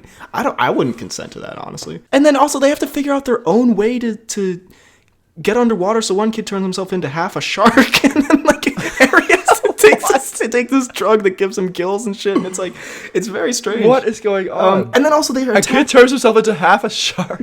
like, they turn... So what... It's the what front half of half. the shark... It's just like the middle bit, a little bit. Like, you can see his nose, but then, like, the rest of him is a shark, and then he still has his feet. He's got his head, and then his feet, and the rest is his shark body. And then... The most useless fin and tails. Yeah, he still can't breathe underwater, so he's just kind of He can't breathe, and he can't swim fast, he's just using his feet. He just kind of floats like a dead fish. And then at the end, so one of the kids can't do it, and so they like go up to the surface. So Harry saves both the friends. Then they're like, you know what, Harry, you lost the race, but you saved 2 people for some fucking reason, even though it's not in the rules. So you win. Like, you're just the winner now. It's like, what the fuck do you fucking disqualify him? What about Pattinson? What's Pattinson doing in this whole thing? I think he creates a bubble around his face or something, which you'd think just everyone would do that instead of turning yourself into half a shark. And then the last one... I don't know. Turning myself into half a shark is exactly how I'd go about it. Then the murder maze, where you go through this maze and just horrible things and challenges, and the maze tries to kill you. Anyway, at the end, then Voldemort's there. Disturbing scene. They rebirth him through like a cauldron. They have a big battle, and then at the end, Pattinson dies. Big Pattinson dies? L. And then, I mean, it's a Imagine dying in the murder maze. it's a genuinely like pretty heartbreaking moment where then, I mean, it's a little bit like funny in a horrible way. Like, if we were watching, I think we would laugh because we're terrible, but it is like a genuinely like disturbing moment where they come, like, they're teleported back from the murder maze, and like everyone starts celebrating because they think they've won, but then it's just Harry with Pattinson's corpse. And it's like, it's really fucked up because then they're all like cheering, and then Pattinson's dad comes on, like, starts crying, and it's really fucked up. Oh my god. Yeah, That's terrible. These movies, yeah, they get pretty dark at times. But anyway, I imagine they only started cheering after they saw Pattinson's dead body. after his dad started like screaming in pain, Dumbledore just goes absolute ape shit. Dumbledore like gives the cue to the marching band. Dumbledore checks that only one of his students has survived. Go on. Anyway, It's time to celebrate. Let's get this party started. Fiesta! DJ Dumbledore enters. It's DJ Dumbledore enters. I just like that. Like, it's just there's this quiet pause. The dad is screaming in pain and horror, and then just like Dumbledore kind of looks around awkwardly, and then just presses the party button, and just fireworks start shooting off. It's Dumbledore. He looks down. You think there's like genuine regret in his eyes. Then he regrets that he didn't bring his backwards cap to this party. It's a good movie. It has great like visuals and, you know, crazy stuff. It's not my favorite, but yeah. Then there's the Order of the Phoenix, where Dumbledore. That's the sound Dumbledore makes. Harry, this movie is the 5th one. It's called The Order of the Phoenix. Takes a bite of his foot. They find Dumbledore's army, and they're like, well, clearly Dumbledore's planning a revolution or something. And even though he has nothing to do with it, Dumbledore takes the fall. He's like, yes, I was going to overthrow the government. And they're like, all right, come with us into custody. He's like, fuck you. And then his phoenix flies over him, and he does like a clap, and then he evaporates into fire. He just burns to death. He then disappears. What an absolute alpha move. Fuck you. Bursts into flames and gets horrible burns. 10-minute Dumbledore screaming. And then like one of the government guys is like, you may not like him, but he's got style. Today's topic is best superhero and worst superhero weapons. I mean, War Machine's armor. it's just Iron Man's, but it's less cool. Also, it has a big gun on the back. You know what? I thought you were gonna say also Don Cheadle's in it. It's just not good. Don Cheadle, I guess, would come with the suit. He's part of the weapon. Not great. I hear Don Cheadle comes in the suit. with Iron Man suiting, you can pee in it and it's fine. In the War Machine But he's armor, upgraded. He's upgraded it heavily. The reason Don Cheadle wears the suit so much is because he's inbuilt self-pleasure devices. they're standing there having a dramatic confrontation. You're like, hey, why is your crotch area moving around a little bit? Why is Don Cheadle shivering? Don Cheadle, why are your knees buckling? Cheadle, can you stop moaning for a minute? I'm just picturing the Civil War airport scene where they're like confronting each other and they're yelling at each other really seriously. They just turn like annoyed, and Don just crumbles to his knees. You know how they've got like when they're running towards each other, like at the airport scene, where it's like a close up of each face. So it's like Iron Man's like, oh, they're not stopping, and Spider-Man's like, oh, they're not stopping. Cuts to Don Cheadle. He's like, oh. I just imagine the big like wide shot of all of them running at each other, and then you just see Cheadle collapse in the background, just onto his knees. God, why have we imagined? Oh my God, Cheadle having a built-in robotic pleasure device? This entire time we thought Vision shot him out of the sky, but he just came so incredibly hard that it overrode all systems. I just caused a self-reboot of his suit. In that scene, the absolute terror in his eyes when he's falling. He knows what he did. But he knows he's pulled an Icarus. He's never tried it at this high an altitude. Robert warned him about it. Wait, sorry, 1 second. Wait, sorry, I need to go get my Don Cheadle action figure. I do, yeah. I guess if we were to open the pod with a little anecdote, and I will be ASMRing this anecdote because I do have it does regard the people I live with, and I don't know if I want them to hear me telling this anecdote. But it's the dumbest anecdote of all anecdotes. There are times it's dumb, by the way. Last episode, you said it was an assertion of dominance. Did you say? It's so dumb. So look, okay. Generally speaking, I would say I have a good relationship with my flatmates. You know, we have a good time. We hang out occasionally. We see each other around. We're like, hey, what's up? Talk a bit. It's all good. I've been a little more like busy this semester with a few other things, so I haven't seen them as much as I did last semester. So communication isn't as strong as it used to be. Okay. And I also they're all sitting having like bingo night in the kitchen, and then you walk through completely naked, just wide-eyed. I'll see you guys later. And I will say nothing against them personally, but they are a tad on the messier side in the shared kitchen. But it is what it is. I keep my area, my way, and they do their thing. It's all good.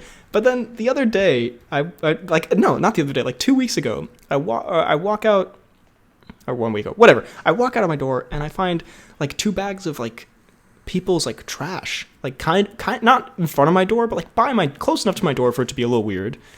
I'm like, okay, strange, because it's not out of the ordinary to find trash in the halls with my flatmates, I'm not gonna lie. With the pigs I live with. Just like on occasion, I was like, okay, kind of weird. It was there for like a day, and then they got rid of it, and I was like, okay, that's whatever. But then they left behind a very small empty vodka bottle and an empty can of like soda or something, like by my door. Okay. Like not in front of, but like next to. Yeah. And I was just confused by like, how did you... What power play they had going? Well, I don't know if this was a prank of sorts or like a threat or something. I didn't mention it because I was like, okay, whatever. But I was like, how did you pick up the trash that you had there? But for some reason you left 2 of the items. And so it just stayed there for like a week. And it kind of was playing on my head. And every time I walked past it, I was like, what is the game here? Again, I see them all like on a daily basis. I could have just asked, but I was like, I don't know. I don't want to be that guy if they just like forgot some trash. Afoot here. But so then anyway, I was walking there with my girlfriend, so I thought it'd be a big hilarious meme to kick the can down the hall. Turns out the can was full, and so I did in fact kick a full can of soda down the hall and just kind of like sprayed on the side, and I was like, oh, god damn it. And I was like, okay, we were on our way out, so I was like, look, they left it there. So like, Look, it's not my bag. I could just say like hypothetically I tripped on it or something. Like I didn't. So I was like, okay, if I get back and it's still there, whatever, I'll clean it, whatever. But I mean, and so then I get back and they're both gone. So I think I won the power play war that was at play here, but I don't understand what dynamic we just had.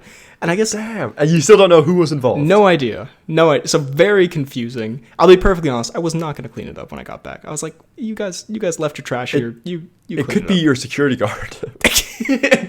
Oh yeah, that's a story from off the pod. So anyway, I think I won the war. I think I may have won the battle but lost the war. I don't know. Anyway, Or the other way around. that's a good point. Who knows? So psychological warfare going on here in my flat. Again, lovely people. It sounds very horror movie-esque. I think it Next was thing like, you know, you're gonna wake up with like a horse's head in your bed. I think it was just like a mistake or something, but it was a very confusing moment. Anyway, if they're listening to this, you're great. Just a confusing thing. If someone wants to explain that to me, I could just ask, but I'm not going to because I don't like to. I'm not going to because revel in the tea. that's a beta move. People come to me. That I'd lose the war. But anyway, that's how my life is going. Really, really exciting stuff there. Yeah, so there was a vodka bottle and a can outside my door for a week, and then I kicked the can, and then the can wasn't there anymore. So I'm an alpha ? So I think I won this flat dominance war. That was definitely being played and not just someone who accidentally forgot. I feel like there's something that's kept you up at night like multiple times. Like, what do they want? What are they trying to do? Meanwhile, freaking your flatmate is just sitting there like, a bit dirty out in the hall. Oh, you almost made me choke on my water. Yeah, I just imagine they're like, has anyone seen my can of soda? I mean, I'm just kicking it down the They hall. walk just out the in a door. pure rage. The wall is just sprayed with the contents. On the side of the can, it says, "Kind regards, BHL Hudson." I write with the soda on the wall, "I'll see you soon." Don't leave soda here again. It just burst out from behind the corner. I won! Just have no idea what you're on about. Hey, we haven't seen you in weeks. Have you come out of your... You smell really bad. Where have you been? You're officially listed as missing. We heard you were dead. Anyway, so... Meanwhile, you've just been planning out this, trying to figure out what this elaborate scheme is that's going on in your hallway. Anyway, so yeah, that's my life. Anyway, today we're revisiting a classic series on the pod. Characters we could beat up. And we discuss whether I, BHL Hudson, kicker of cans, and you, FDK Gaming... Lover of women. Why do I get such a lame subtitle? You literally gave yourself your own. My name is BHL Hudson, kicker of cans. But you can choose any, name for yourself. Fine, my name is BHL Hudson, the Monkey King. And you can be FDK Gaming, lover of women. Fine, okay, it's settled. Anyway. Where the fuck did the monkey king come from? That's what I yell when I jump out from behind the corner. I am BHL Hudson, the Monkey King. I throw the bottle back at him. You throw your own shit at them? I run back to my room monkey style. I cannot imagine the horrors of you running monkey style. They don't even know I've been living here this whole time. I thought this was like an empty spare room. Little did they know it was the home of the world-renowned Monkey King. Anyway, Hitch. What? Starring Will Smith. Bitch? Hitch. Which one? Hitch. Hitch. I don't know which one that is. I haven't seen it. It's with Will Smith. It's just this hilarious poster where it just says Will Smith is Hitch, and it's just him standing over. What is this poster? Let me send this to you. This is a very famous movie. It's some romantic comedy or something. Look at how ridiculous this poster is. Okay, let's just do Will Smith from the Oscars. We have, and this is a redux because we have done Will Smith in the past, where before he went on his, rampage. Big Willie style rampage. At the Oscars, I think he has the element of surprise in his hands because no one saw that coming. I know, but now we do. Now he's... That's a good point. Now we know what's up. He's lost his element of surprise. However, I think we could probably beat Big Willie style normally. However, you've just insulted his wife. Ooh. So I'm gonna die today. Ooh, let me see what you've. I sent you the poster for Hitch. What is God, that you look so poster, nutty. right? What does that poster tell you about the movie? Honestly. So confused. It tells me that things are about to get real nasty. Things are about to get steamy. Goddamn. So So what is that outfit? It's such a confusing movie poster. If you aren't looking at it, look up the poster for the Hitch starring Will Smith. Look at those shoes. I mean, the shoes are the most normal part, but like, still look at how he's standing. And like the little shiny belt with a blue shirt and then a. What's he doing? And then a shirt and then a like corduroy jacket. He looks like he's like. What is this face saying? He looks like he's a mattress salesman. Who has sex on all of his own mattresses. Anyway, yeah, Will Smith at the Oscars, I think, gets the best of us just via surprise. But we know it's coming. This is us walking up to a man in the street that we know we're gonna fight. How would he surprise us? I don't think you know the concept of what this episode is. You're right, I don't. Okay, fine. I guess we beat Will Smith again then. He has a little more rage this time in the rematch. Yeah. We still. I mean, one of us will take a nasty slap, but I might have to hear some profanity, but otherwise I think we'll it be wasn't good. even that nasty. I'm just saying his form was terrible. Not that I've slapped someone once in my life, anyway. You slap many of people. I think we have to hit at least once in this episode. Morbius? I guess I like the Beast's character. Kind of an alpha, dope guy, and then I also enjoy Gaston. Bit of a beta though, if we're being real. Doesn't have the same grind set as the Beast. Remember when I said I hate what I've become? I didn't mean it. I love this shit. No, yeah, like again, it's a long time since I've seen it. From what I remember, the songs are also decent. Be our guest, put our service to the test. He said, put our cervix to the test. That was just Put our cervix to the testicles in the classic Disney movie Beauty and the Beast. from Lumiere. Put my cervix to the test. LeFou is in this as well. We got some You hope LeFous. so. Yeah, LeFou actually isn't in this.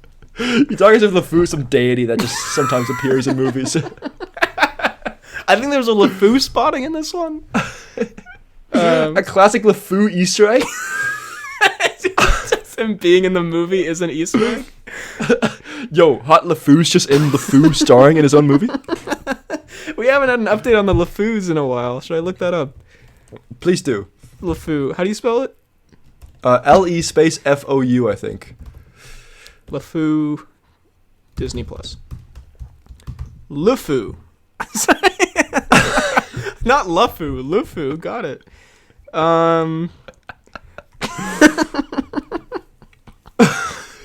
Just the disgust in my voice. LeFou. Anyway, again, great episode here where we've just been saying the word LeFou for like 10 minutes, and that's our review of this movie. All right, there's nothing new. It's still on hold. Of course. All right. LeFou's just in. No LeFou's. No one fights like Gaston. Like Gaston, no one brawls like Gaston. No one tests your cervix like Gaston. No one breaks that back in like Gaston. The room just goes quiet. The piano just dies out. Everyone just turns and looks. It's Gaston still singing.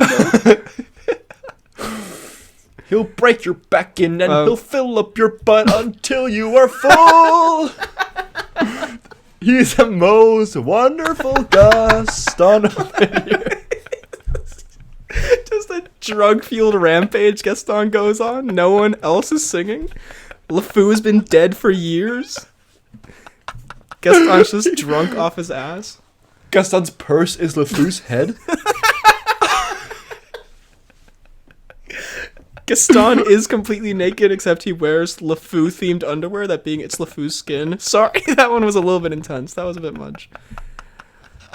Anyway. Says it all. Knows he's immediately gonna regret it. Knows he has to carry it out because it's a good gag. Anyway, a little bit of trivia here. Jackie Chan performed the voice acting and singing for the Beast in the Chinese Mandarin dub of this movie. So go Jackie. That was good. That was trivia. Also, I just like that Gaston has a song called the Mob Song, which just feels appropriate to Gaston.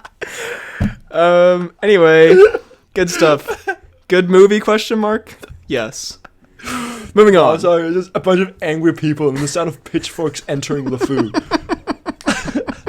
That's the Mob Song. Just LeFou being lit on fire. It's music to Gaston's ears. Oh my God. Imagine that. LeFou literally running around a human fireball as Gaston sips his wine and dances. I do like Seuss and his design and like his personality there. He's very like boisterous. Quite fun. And it's a fun take on Greek mythology, like with the Titans and all that shit. Yeah.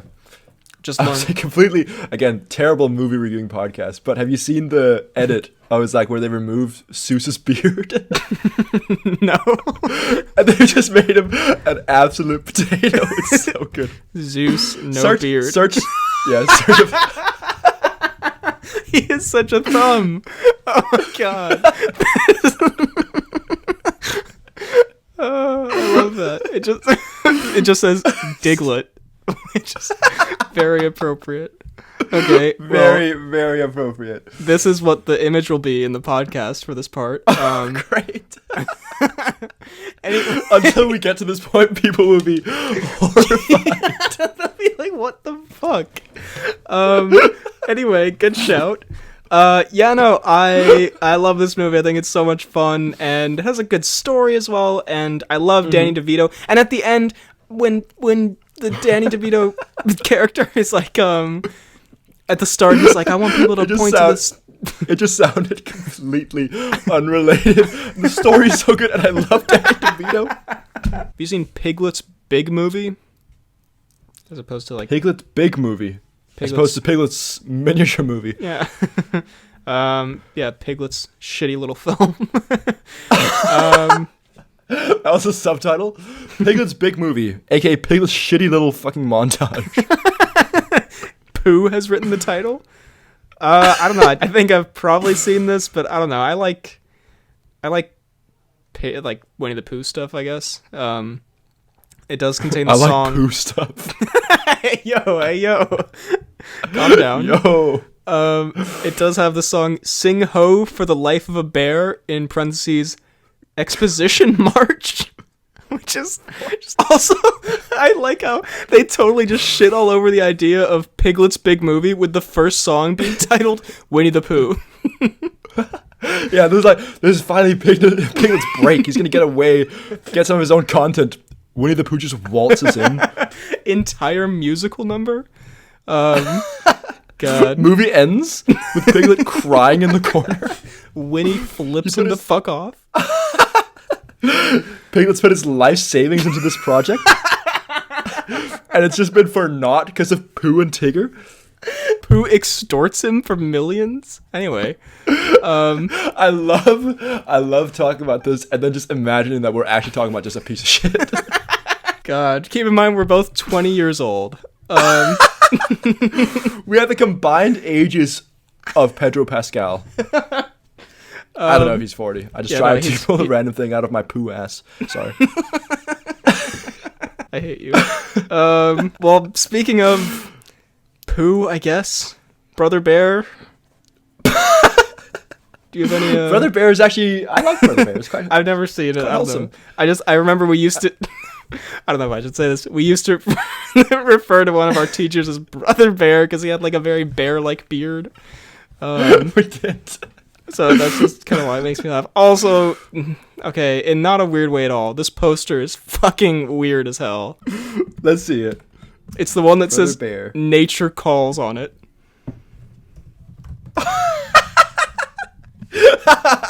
What the fuck is this poster? Anyway, I don't fucking know anything about this movie. There's a bear, I'm guessing. Nature calls. Also, you know when you say nature calls, that means that you need to piss. That means that you need to take a massive Big Bear. The Big Bear is so gonna hashtag Winnie the Pooh all over the little bear. He's gonna use the little bear as toilet paper, clearly. Like, just the Dwayne eyebrow raise, nature calls. Also, like, Saturday, November 1st. It just seems so, like, official. So, oh, goodness. the day of reckoning. The day this bear will be drowned in this bear's shit. Anyway. Very Once again, strange. let's remind people of our age once more. Yeah. Let's remind people we're Saturday, both in November college. 1st is when the little brother bear is gonna literally suffocate in fecal matter from the Big Bear. Yeah. Also, I like how it's so official that it's only in theaters. You ain't getting this shit anywhere else. Literally. Goddamn. That's what the bear's thinking here. You ain't getting this shit anywhere else. Oh, Jesus. Oh god. Fucking Oh, my chest hurts. Oh my god, Joaquin Holy shit. Phoenix voices the brother bear. Why is that not surprising? Yeah, right. He was born for this role. Anyway, so as a Oh, Jesus. as a movie review podcast, that is our review of Brother Bear. Speaking of exciting Marvel things, are you ready for some cheese news? Don't hit me with the cheat news. It's our latest, most popular segment, cheese news. But The face mix is truly horrific. someone So welcome back to Cheat News. Did you hear Armor Wars is no longer going to be a show, but a movie?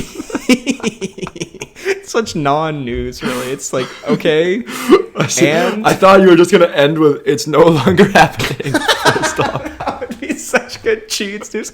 Well, like, everyone's so excited. All the cheats fans Cheats' going biggest crazy. project in life is cancelled. So Cheeds will not be able to pay for his house this week. 'Cause, like, This week. I like the idea that Cheats either buys a new house every week or he has to pay for his entire house every week. but he has to pay like the base price every single week. He has to pay millions of dollars on a weekly basis. He did not understand the contract he signed. He doesn't even live in that nice of a house. He doesn't even live in the house. He just signs papers people put in front of him. Oh my The god. people who he bought the house from, they don't expect the money, but he thinks he has to send it. I just love the idea of getting super hyped for the Cheeds news, and then it's just, it's not happening. Welcome back to Cheats News. Yeah, so he's gone. He's dead, actually, yeah. That's the Cheeds news. Anyway, Yeah, what exciting Cheats News. Imagine how just how distasteful insensitive that would be. Are you guys ready for You have Cheeds a- news? You have a running segment for years called Cheats News. So it was like a little fun Tom Cruise-esque thing, and then like out of nowhere on some random October evening, Cheats is gone. And that was Cheats news. Also, I'm not gonna lie. Eventually, that's gonna happen with the Tom Cruise. I hate to say one day Tom Cruise will die, but if he does, then one day the Tom Cruise is gonna have to be. He died. So It's time for the Tom Cruise. play the theme song. But then slowly transition the theme song into a funeral song. Anyway, the Armor Wars series is being turned into a film rather than a show. I see. I'll be honest. First of all, I think that's probably a good move. A lot of Yeah, these I shows, don't think I could sit through an entire season of Cheats. a lot of these shows I've watched and I've been like, yeah, this could have been a movie. Like Hawkeye, absolutely could have been a movie, and I'll be honest, could have been a Disney Plus movie, like just for that platform. And I'll be honest, could have been a 5-minute miniseries. I'll be honest, could have been a YouTube short. But I am curious if they would.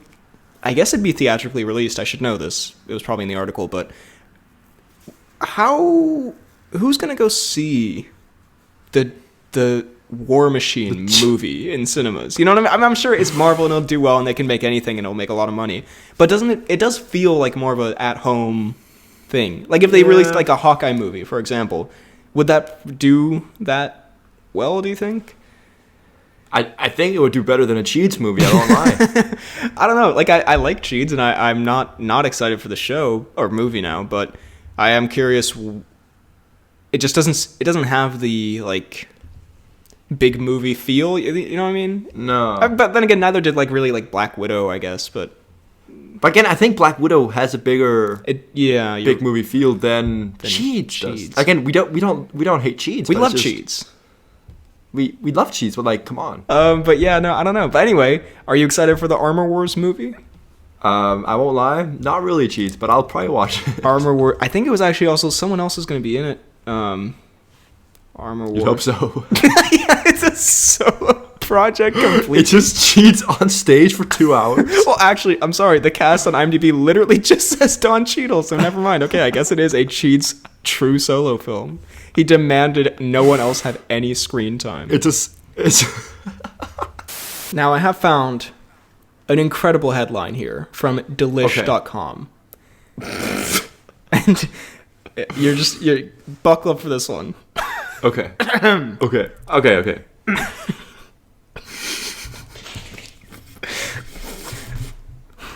Tom Hanks is deeply in love with the Tom Cruise cake. What does that mean? The actor described it as off the scale fantastic. The Tom Cruise cake. Are we talking actual cake or are we talking bunda? Are we talking huge ass? Tom Hanks is deeply in love with the Tom Cruise cake he's gifted each year. So remember we talked about this bullshit where Tom Cruise like mails a cake to everyone every year or something? I do remember. God. And then I guess deeply in love. God, yeah. Imagine Mrs. Hanks just walking in and Hanks is just balls deep in the Tom Cruise cake. Again, we're talking about an actual cake here. Yeah, I know how that sounds. But in the meantime, he's eating Tom Cruise's ass. God. Yeah. Would you rather fuck Tom Cruise's cake and eat his ass or eat his cake and fuck his ass? One posed by Socrates. Never answered. It was his life's failure not being able to answer that one. Both were Hanks, too good. Both were addictive as fuck. Hanks found the solution. Do both? Let's see here. We're still getting over how insanely delicious the Tom Cruise cake is. But I cannot stop imagining this literally just being his bus. But there's one actor who's so head over heels with the cake, they proclaimed that they would eat it as their last meal. God. Why'd you have to use the word? Being like on death row, about to be put. You know how you get to request one last meal? Yeah, my last meal would be Tom Cruise's butthole, please. He's more than happy to oblige. It's the most common death row request. He's too altruistic. Sorry, what is this article? That actor is Tom Hanks, and that actor is Tom Hanks, and he noshed on the cake.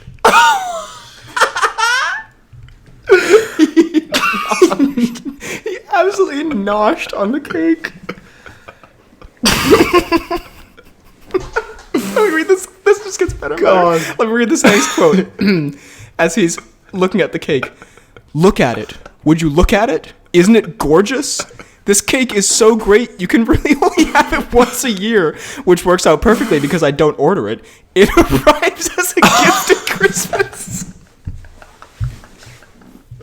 It's one of those pornos where he's holding the gift and his penis is inside. Instead, Tom Hanks opens the gift and it's just It's Tom Cruise's puss. Holy shit. I never order it. It just arrives.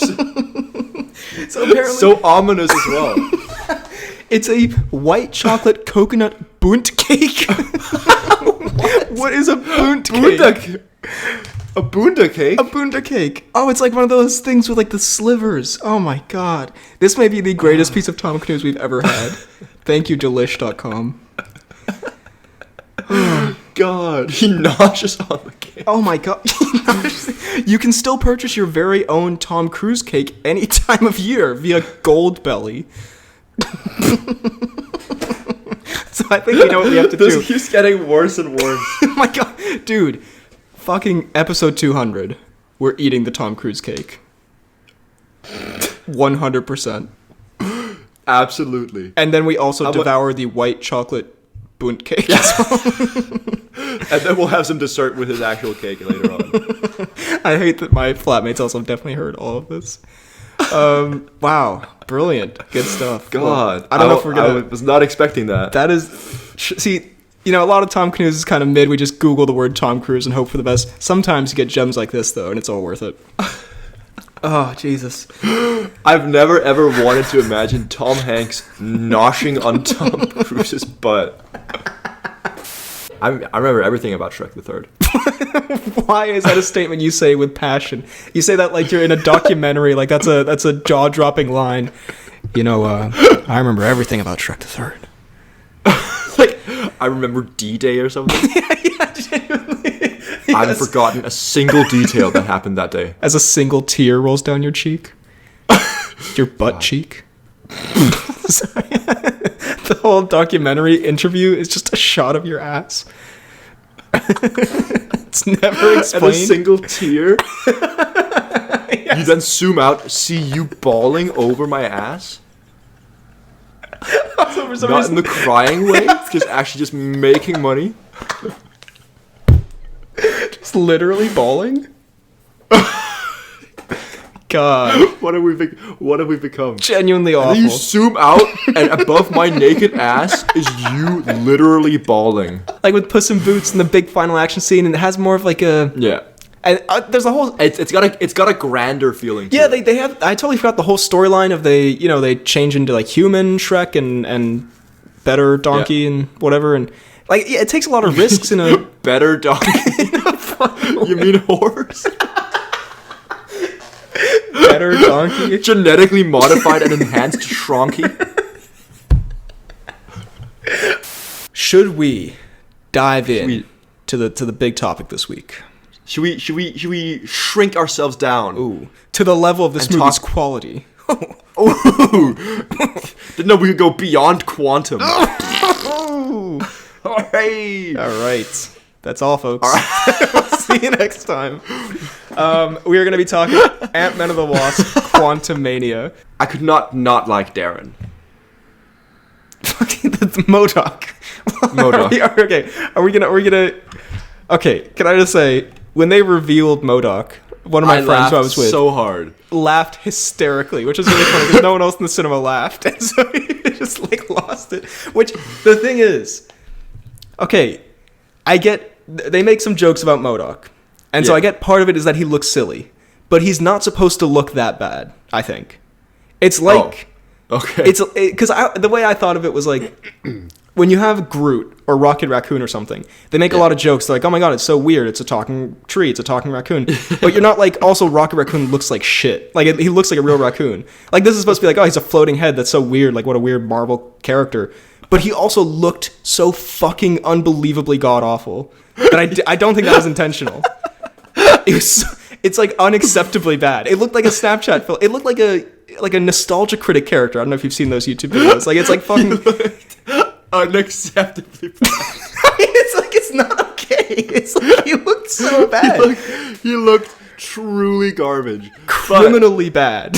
But like, do you not think there's a shed of like irony in that, or like something like that, or do you think they actually tried to make it just look like he was ahead? Because he looks so bad. I think I genuinely think it wasn't supposed to look that bad. I think like the joke was supposed to be like he's such a weird character, but not oh my god, like what the fuck is this monstrosity?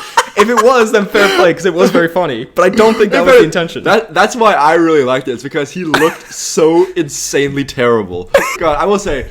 Okay, can we talk about Murray? The Hank Pym cuckening, very enjoyable. I enjoyed that because also they really emphasized that they did some wild stuff. Yeah, I can only freaky butt imagine. stuff. And Hank was just sitting there like, oh goodness. Oh. I'll say I didn't really enjoy Bill Murray's performance. He was just kind of there. It was so he was useless. completely like phoned in. Like, oh, I can be in a Marvel movie and make $2 million. That'll be nice. Like, I'll do it. He clearly didn't give a shit. Talk about some freaky sex stuff I did with this one lady. Talk about just absolutely eating that ass. I can do that. Michael Douglas doesn't even look that mad. He looks more like kind of intrigued. It's a little bit. He's like, oh my a goodness. slight smirk. He's like, do tell. That's what I forgot to say in my letterbox review because I wanted to write a bunch of hashtags, and when I was doing it the day after, I was like, God, I forgot. I forgot that Hank fisted a bunch of goo. He did. I enjoyed that. He really did. Just he was like absolutely elbow deep. Just 5 in the stink. God, he was going to Bustown, that man. At the end, he's so confident about it. He's like, let's go. Because also, is it a living creature? Yeah.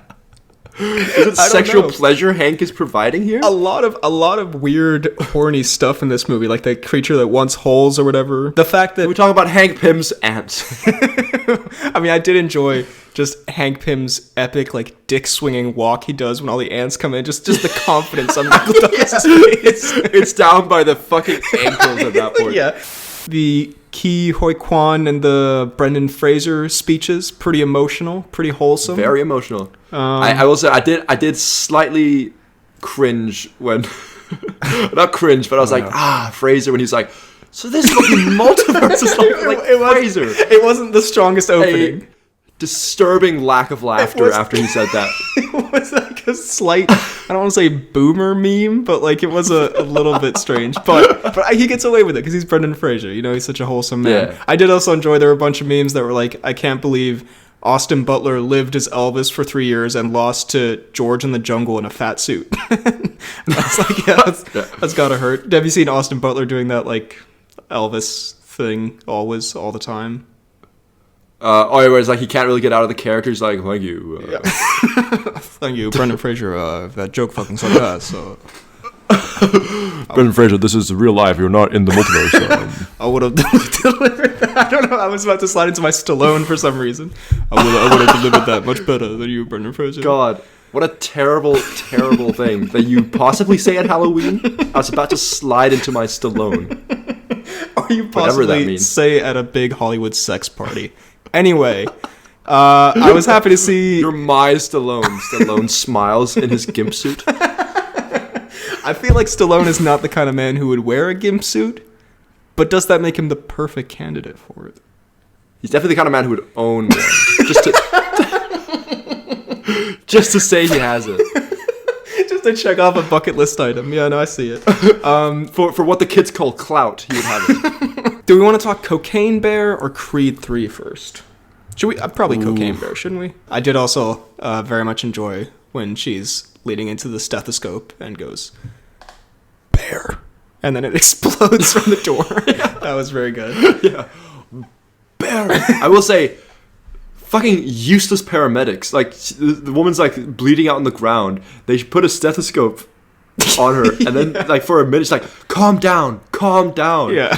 What are you doing? What are you gonna do with the stethoscope? What's Why do happening? you have this stethoscope out right now? That's a very good point, actually. She's bleeding. You can see what's wrong. And then you just hear, Bear.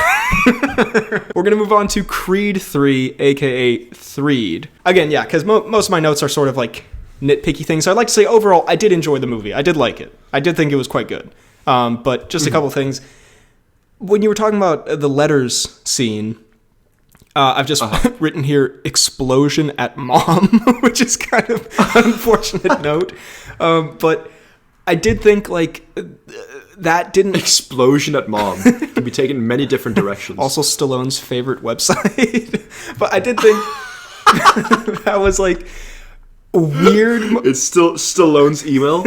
Oh, that's StalloneExplosion@mom.com. I think like that was kind of weird where I was like, I don't know, in the first movie he's so like young and he has this like anger inside of him, and you really like you get that. Like he acts like a dick for a lot of that movie, but like you get it and you like sympathize. And this one I'm kind of like, you're like 35 or whatever. Like, are you really like yelling at your mom because you found this? Like, it's not that big of a deal. You know what I mean? It just felt like a kind of random, like, I hate you. You never treated me like one of your kids. You're never my mom or whatever. I was like, bro, what? Like, this is not an appropriate reaction. What did you think of the Mama Creed death? I like the Mama Creed. Oh,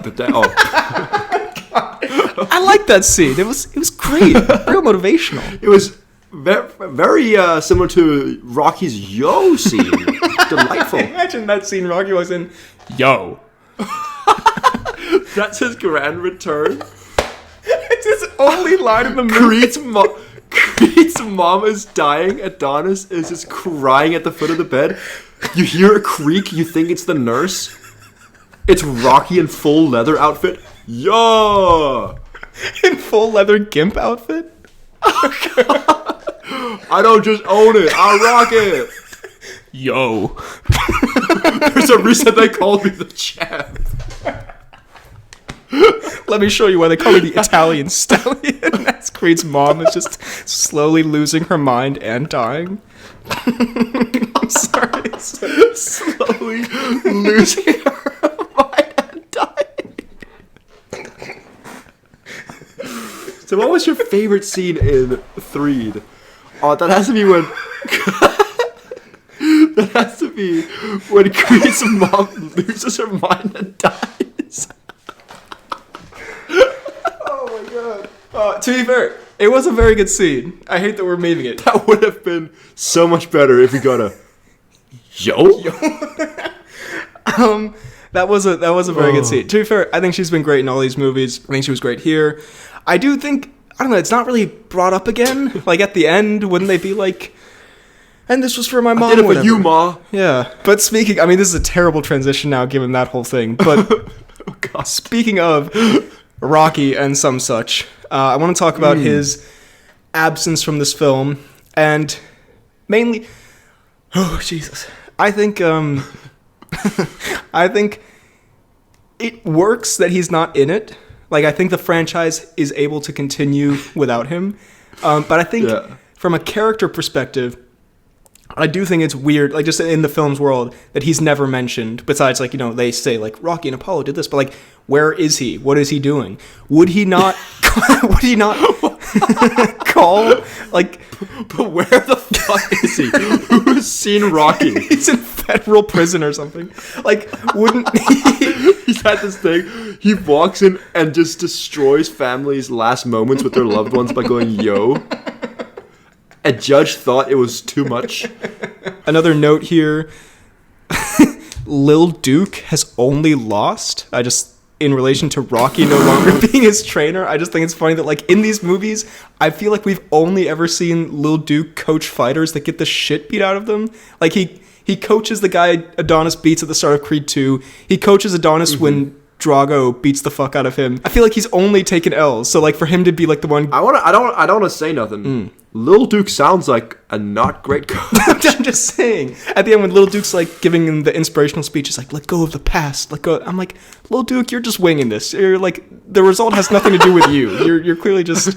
Lil Duke, you are a side of a side character. You are the weakest link. I actually like the actor, but yeah. We did get, in a way, our big wish for this movie of a Creed Big Nasty team up.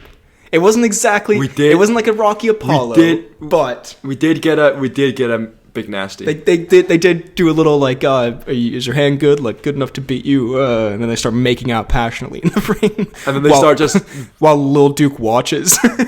But yeah, I did of course enjoy the Drago return. Although it is kind of funny when like they're like buddy, and then Creed's sort of acting a little bit annoying, and then Drago just fucking drops him. I'm like, I don't know if that's proper sparring etiquette, but whatever.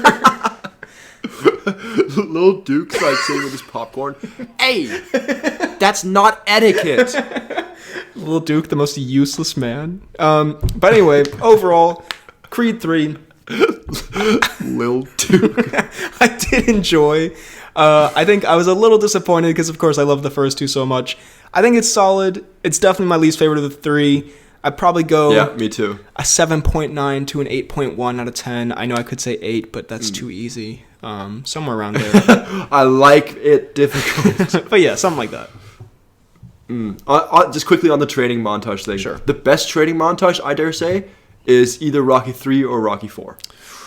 I would go Rocky 3 personally. I mean, personally, Where he's training with Apollo. I would go Creed just for like personal bias, but objectively, Rocky 3, because Rocky 3 has Eye of the Tiger. Rocky 3 has It does. There Is No Tomorrow.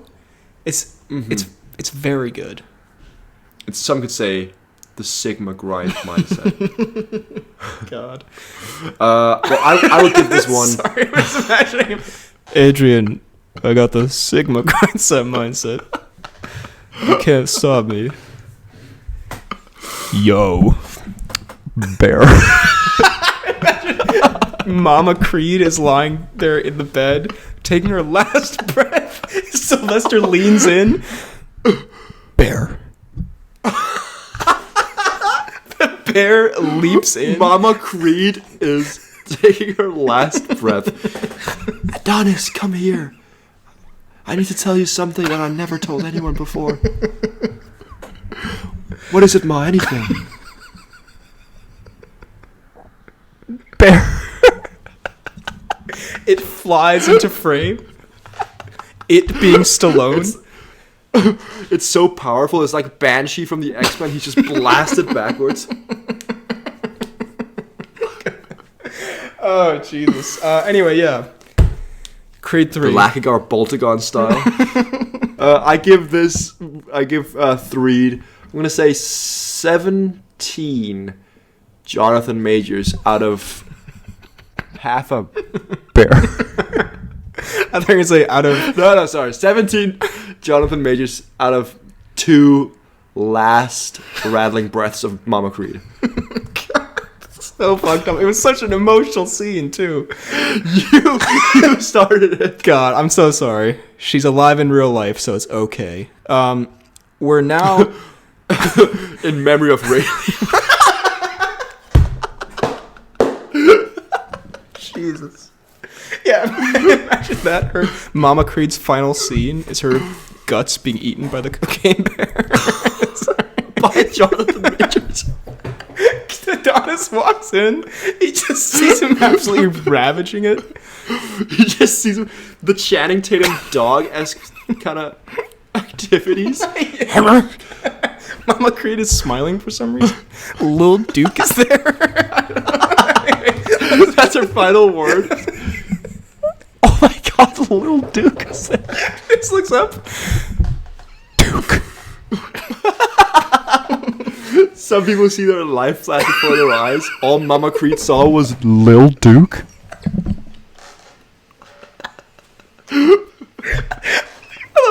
Adonis, though, she's talking to him when really all she's seeing is in fact Lil Duke. Oh, Jesus. God. Alright, anyway.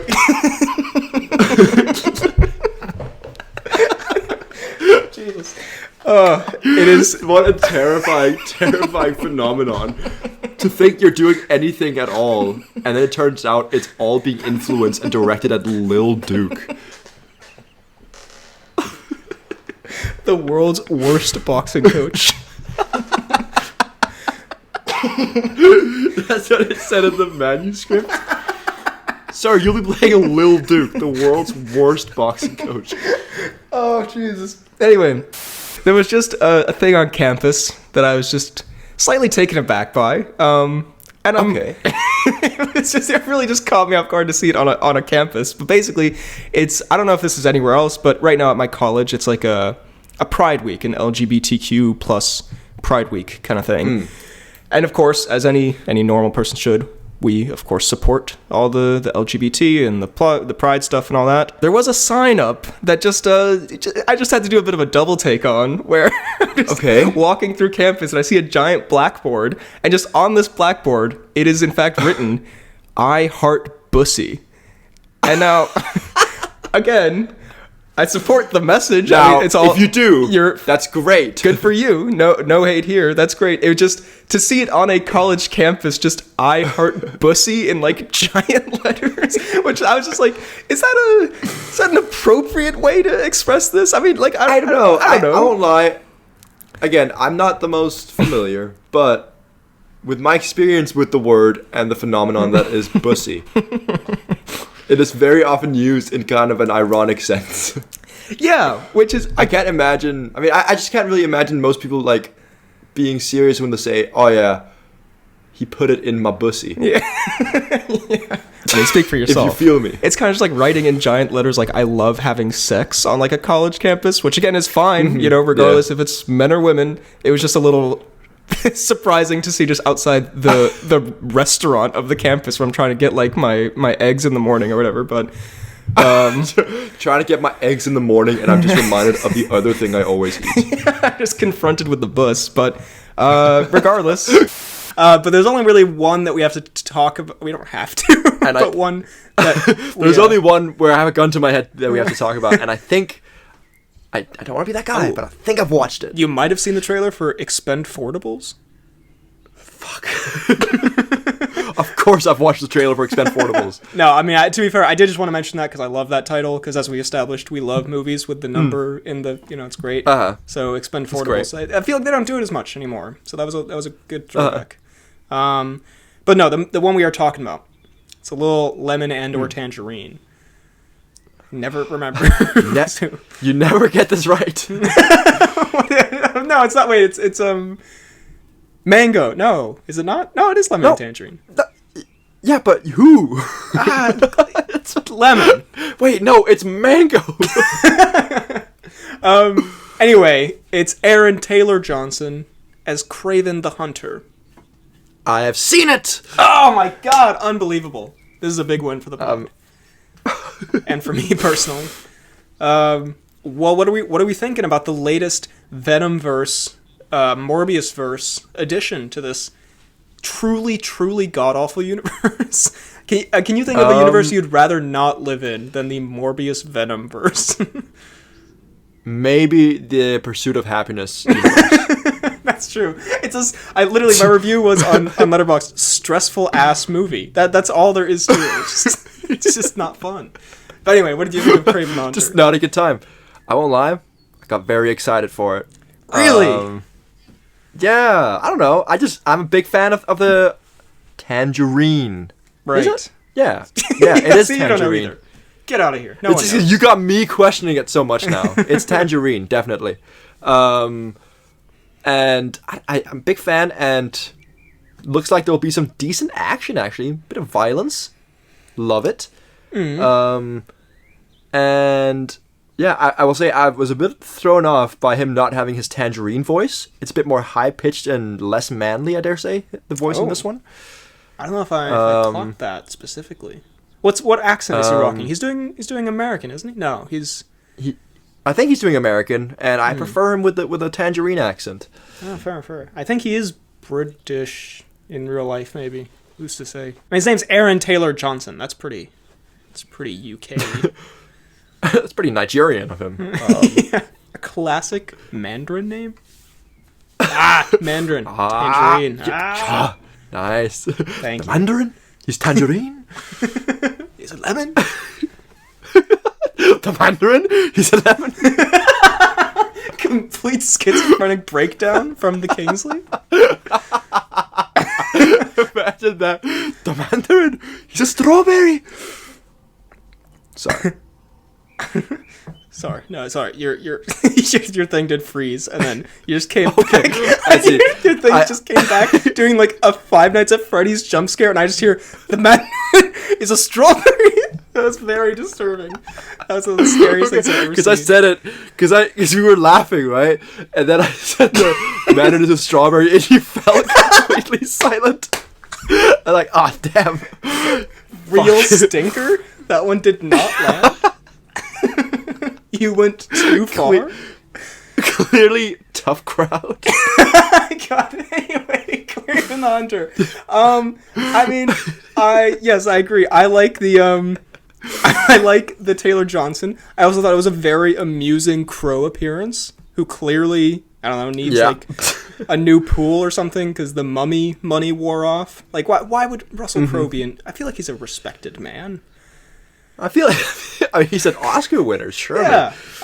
Why is he taking like small dad parts in like the Mummy and Craven the Hunter? What a brilliant way to describe it. To be clear, the part is small. Russell Crowe is enormous. He's a huge man. I don't know how he fits his pants in that gut. No, Anyways, he's not fat, but I mean, like, he's a big guy, you know? He's not that there's anything wrong with him being fat. you just said, sorry, not little dad. He is enormous. I keep digging. Anyway. No, sorry, not fat, just obese, okay? No, he's great. I don't know. He's in great shape. He's really sexy. The best save? No, I don't know. He's in great shape. You're not fat. You're really, really hot. Tries to kiss him. God, imagine that. He's like, you just call me fat? No, sorry, let me suck your dick. Crow smiles. It's how he does it every time. Crow's reverse psychology. Appear fat and then just get your dick sucked?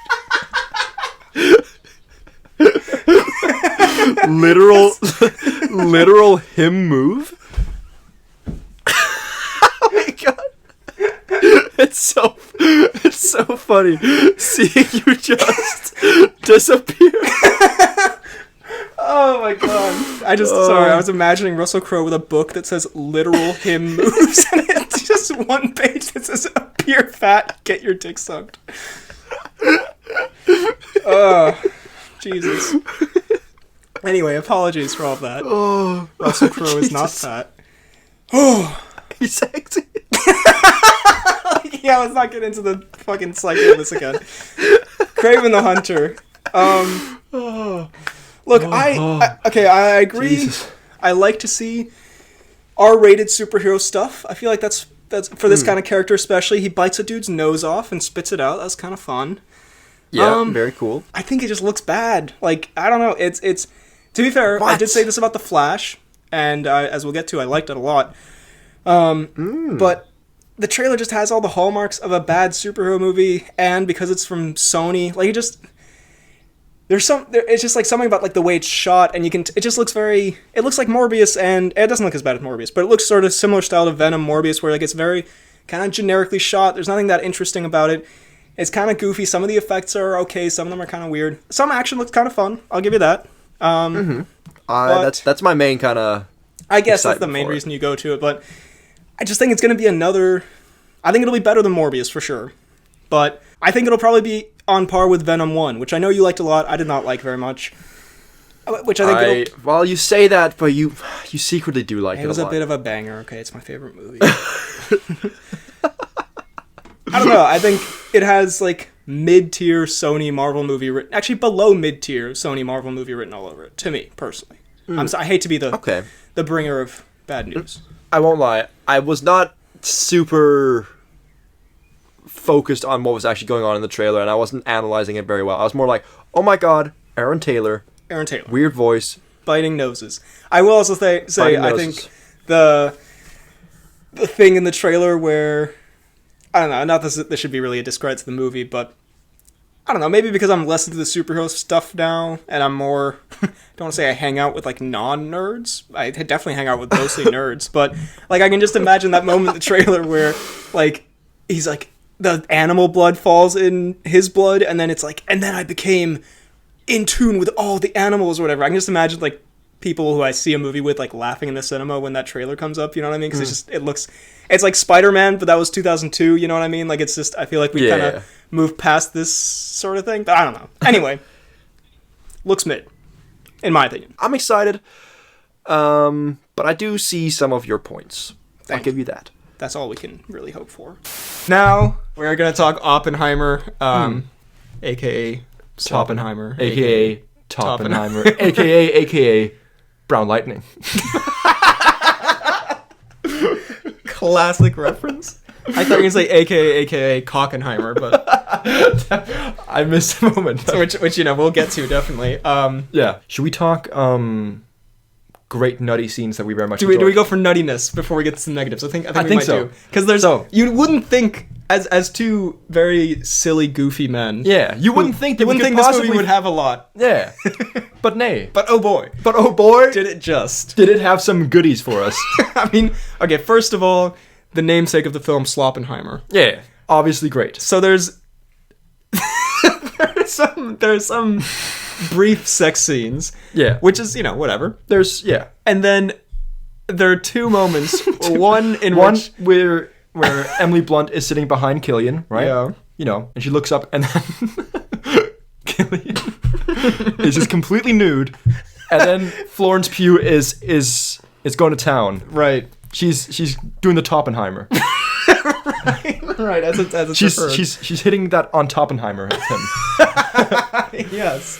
And that was just, Making direct eye contact with Emily Blunt. and we'd like to stress, if you haven't seen the movie, it's done artistically where it's done very tastefully. I enjoyed it. where he's still in the boardroom scene, Yeah. but it's Emily Blunt's vision of him, having sex with Florence Pugh, and so he's just sitting at this boardroom table with all these guys in suits around it, just absolutely getting the shit written out of him. So that's Also, what a horrible phrase, getting the shit written out of him. Didn't realize how that was going to sound until I said it out loud. That's a mad sentence. It's truly a visceral image. And then the other moment, of course. The other moment in which I don't know what's going on, but there is and I assume it's post-coitus. We assume post-coitus. Although it could be mid-coitus, knowing Oppenheimer.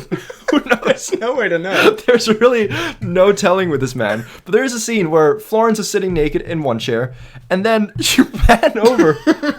It pans over, and Cillian Murphy, totally naked, is got sitting with his legs crossed. in this weird, Joffrey Baratheon kind of way to sit on the Iron Throne. with a cigarette in one hand. I mean, kind of an Balls in the other hand.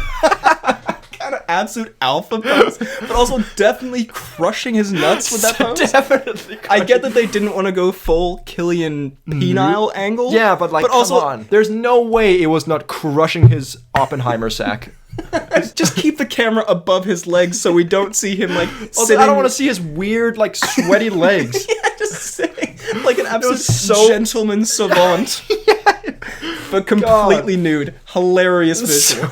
We've decided that is on the same level of Statham post-coitus sitting. post-coitus just arms out there. But that was more of a bass boost kind of feeling. This is a lot of a sloppy walking through a puddle noise is what I'm getting from this. And also, This screams Thwaites. God. But yeah, I don't know. I also think I can't remember what, it might have been in that scene, you leaned over to me and said, he's in his skinny boy era or something along those lines? No. Or you said skinny boy summer or something? I don't remember what he said. But that was not there. That was where he was sitting at the table wearing a long white shirt. He's wearing his But he white also shirt. just looked like the Slender Man. I don't know. You leaned over and said, you just, in the middle of this tense scene, I just hear in my ear, Skinny Pete audition? That is what I said. He's a lanky boy. I assume he thinned down for this, I guess, because Oppenheimer is notoriously quite I don't know, like a skeletal man because he's all racked with guilt. Or maybe he bulked up. Maybe I'm just completely insulting him. I guess he slimmed down. He spent hours in the gym. the beefiest role he's ever had. It was all for that one nude scene. He was like, my calves need to look toned as fuck as I crush my balls. And then the other nuttiness to be had. Albert Einstein, I won't lie. Again, not the most intellectual man because in this movie about war and heroin guilt, some of the scenes I remember the most is Einstein doing a cheeky little walk. Can I just say, when the trailer came out, there was a whole big meme, because there's a part where he's like, you're going to need some help, and Einstein's there, and the whole meme was like, oh, it's like they're doing the Avenger, the whole cinema goes crazy, whatever. It is literally that vibe the entire movie. Yeah, every time. He's some kind of Nick Fury-esque cameo. There are multiple scenes. The one where he's in the forest, I'm like, what the fuck is happening here? That is they're the walking in the most- forest, and yeah. Oppenheimer runs up to him. Albert. It's like fucking. It's like they're going to find Hawkeye or something in the middle of the forest. That's literally the vibe you Genuinely. get. It was like, And then God. the deal sealer, because everything up until this point, yeah, it's kind of funny. Like, they're doing like a cinematic universe, whatever. Albers, Nick Fury, all of it. You can kind of you wouldn't really remember it. But the deal sealer is this fucking scene where Oppenheimer's outside his house. Someone drives away, and behind the car emerges Albert Einstein from the shadows. Like what? Like an actual Nick Fury type most moment. ominous moment What in the the entire... fuck was that? Like, I assumed Albert Einstein was like somewhere across the country. He's just in the shadows outside Oppenheimer. Like, don't you? Also, when he runs to him in the Don't forest, you have somewhere to be, What? Albert? Don't you guys like arrange meetings or something? Like, what the fuck is happening? I don't even remember anything he does in this movie. I just remember him like neither. appearing as if he's fucking Phil Coulson or something. Yeah. Back from the dead. Now, and I believe this has been suggested by some over the years. Yeah. But we, occasionally on the pod, we'll throw in little digs at each other. We will. Little disses, particularly at one another's mothers. Exactly. But today we take the mothers out of it. Maybe, I don't know what you've written. You'll see. I'll see, okay. It's only mother. We are going to be doing a series of roasts at one another. I won't lie. A little bit nervous, but also curious. I'll be honest, I don't know if we've taken similar approaches here. Okay. And I'd like to stress, we wrote these in about 10 minutes or so. Yeah, they're not that clever. They're not probably. great. Mine are pretty generally mean. Okay. So we'll see. Will see. I get hurt? You never know. It is a roast, you little bitch. They're also not that funny. They're mostly Like, I hate you as a friend and a person. more like insulting, yeah. But we're Okay. gonna go roast for roast, tit Okay. for tat. Tit for tat. Okay. I will say you've got 5, I got 4, so I'll open and close. yeah. So which gives him an advantage, but who knows? And you can decide who won in the comments. Please. All right. All right. Go off, King. Roast number 1. This is the roast of the Freddy. This is the roast of the Poorly Planned Podcast. When Freddy was born, his family was sad to see he was a ginger. But little did they know they should be sad because he turned out to be a massive That is so stupid. All right. Okay. actual insult. Okay. Rewrites all disses. I'm gonna need 20 minutes. Okay. Okay. All right. If we ever were to get into a proper fight, I think I would lose before it even began. Oh. Because my spine would break trying to crouch down so low. That's pretty good. Thank you. That's strong. That's strong. Yours are, a little bit more, targeted. And a little bit more comedic setup than just, as you'll see, next roast here. Okay. Well, this one's a little targeted. Okay. You're a bitch and I hate you. Your hair is so red. It reminds me of the blood that pours from everyone's ears when they hear you talking.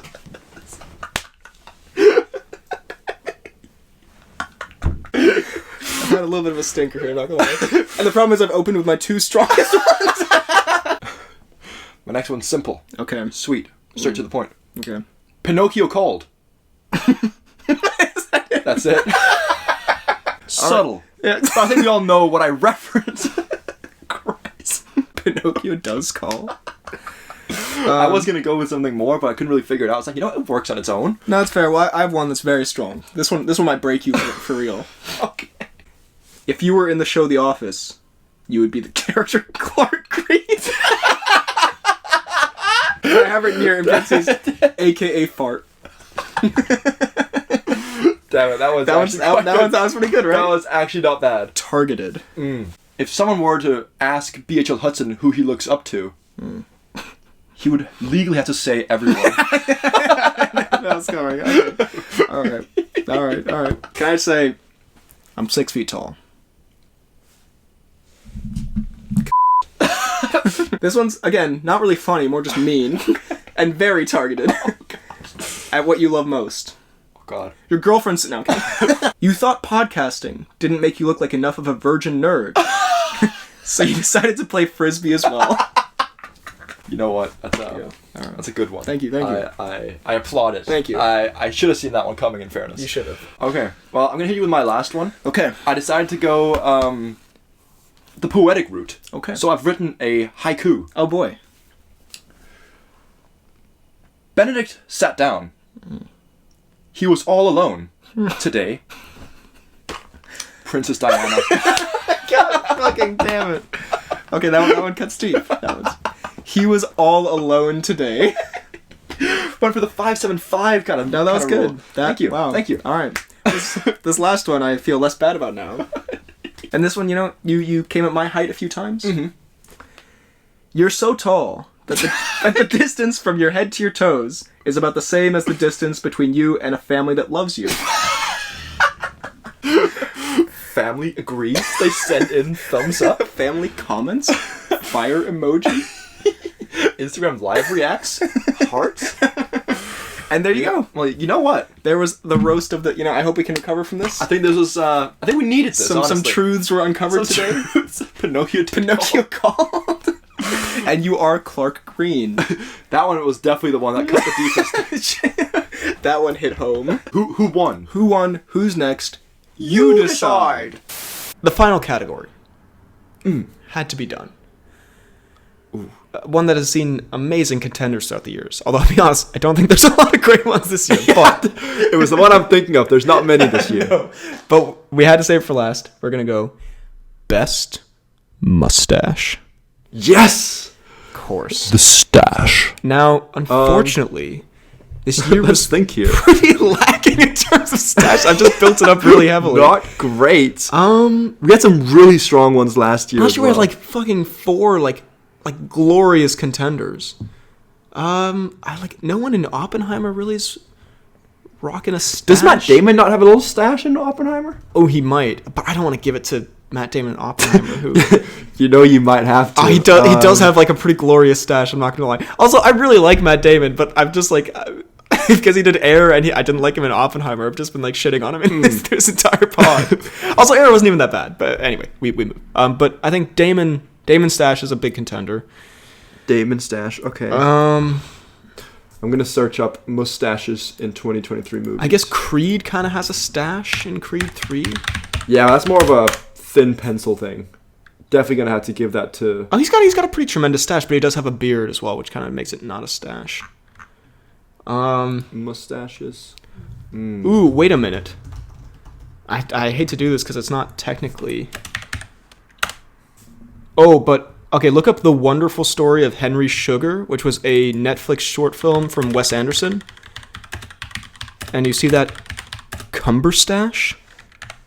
The Cumberstash. Let's see here. Ooh, I don't like it. Instant not enjoyment. This, I think, is this picture that I've got here of him that I think really makes me. I think I'm looking at the same one. Check this shit out. I just sent it to you. I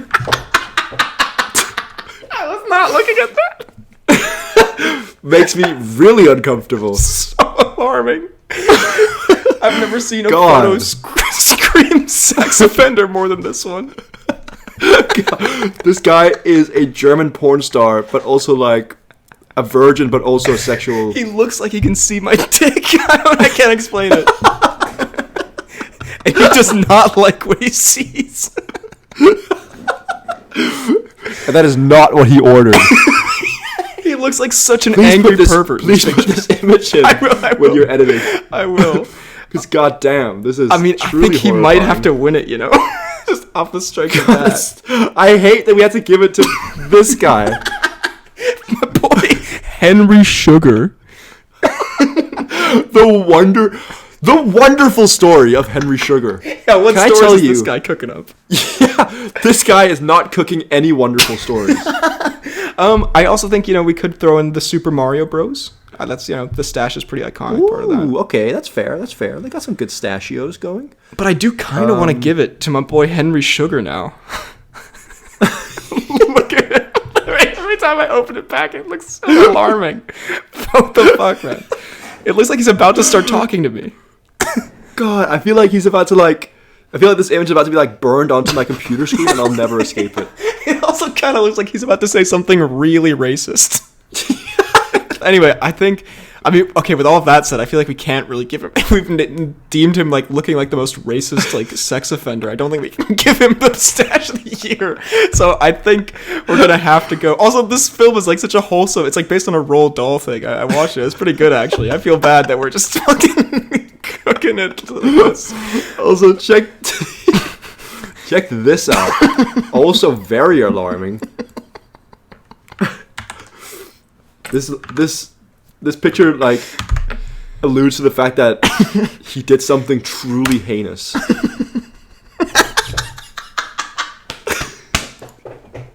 For those listening, it's just a picture of Henry Sugar with a giant yellow text that says "Ending explained." I think in the end we're gonna have to. I hate to say it, we're gonna have to give it to Matt Damon and Oppenheimer, who is easily my least favorite part of that film.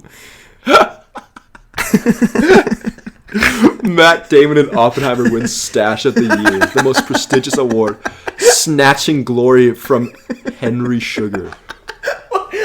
Considering this is the last category on the last episode, and it came down to a battle between Matt Damon and Oppenheimer and fucking Henry Sugar. What a trash way to go. Oh. Thank you so much for watching, and we will see you next time. Wow.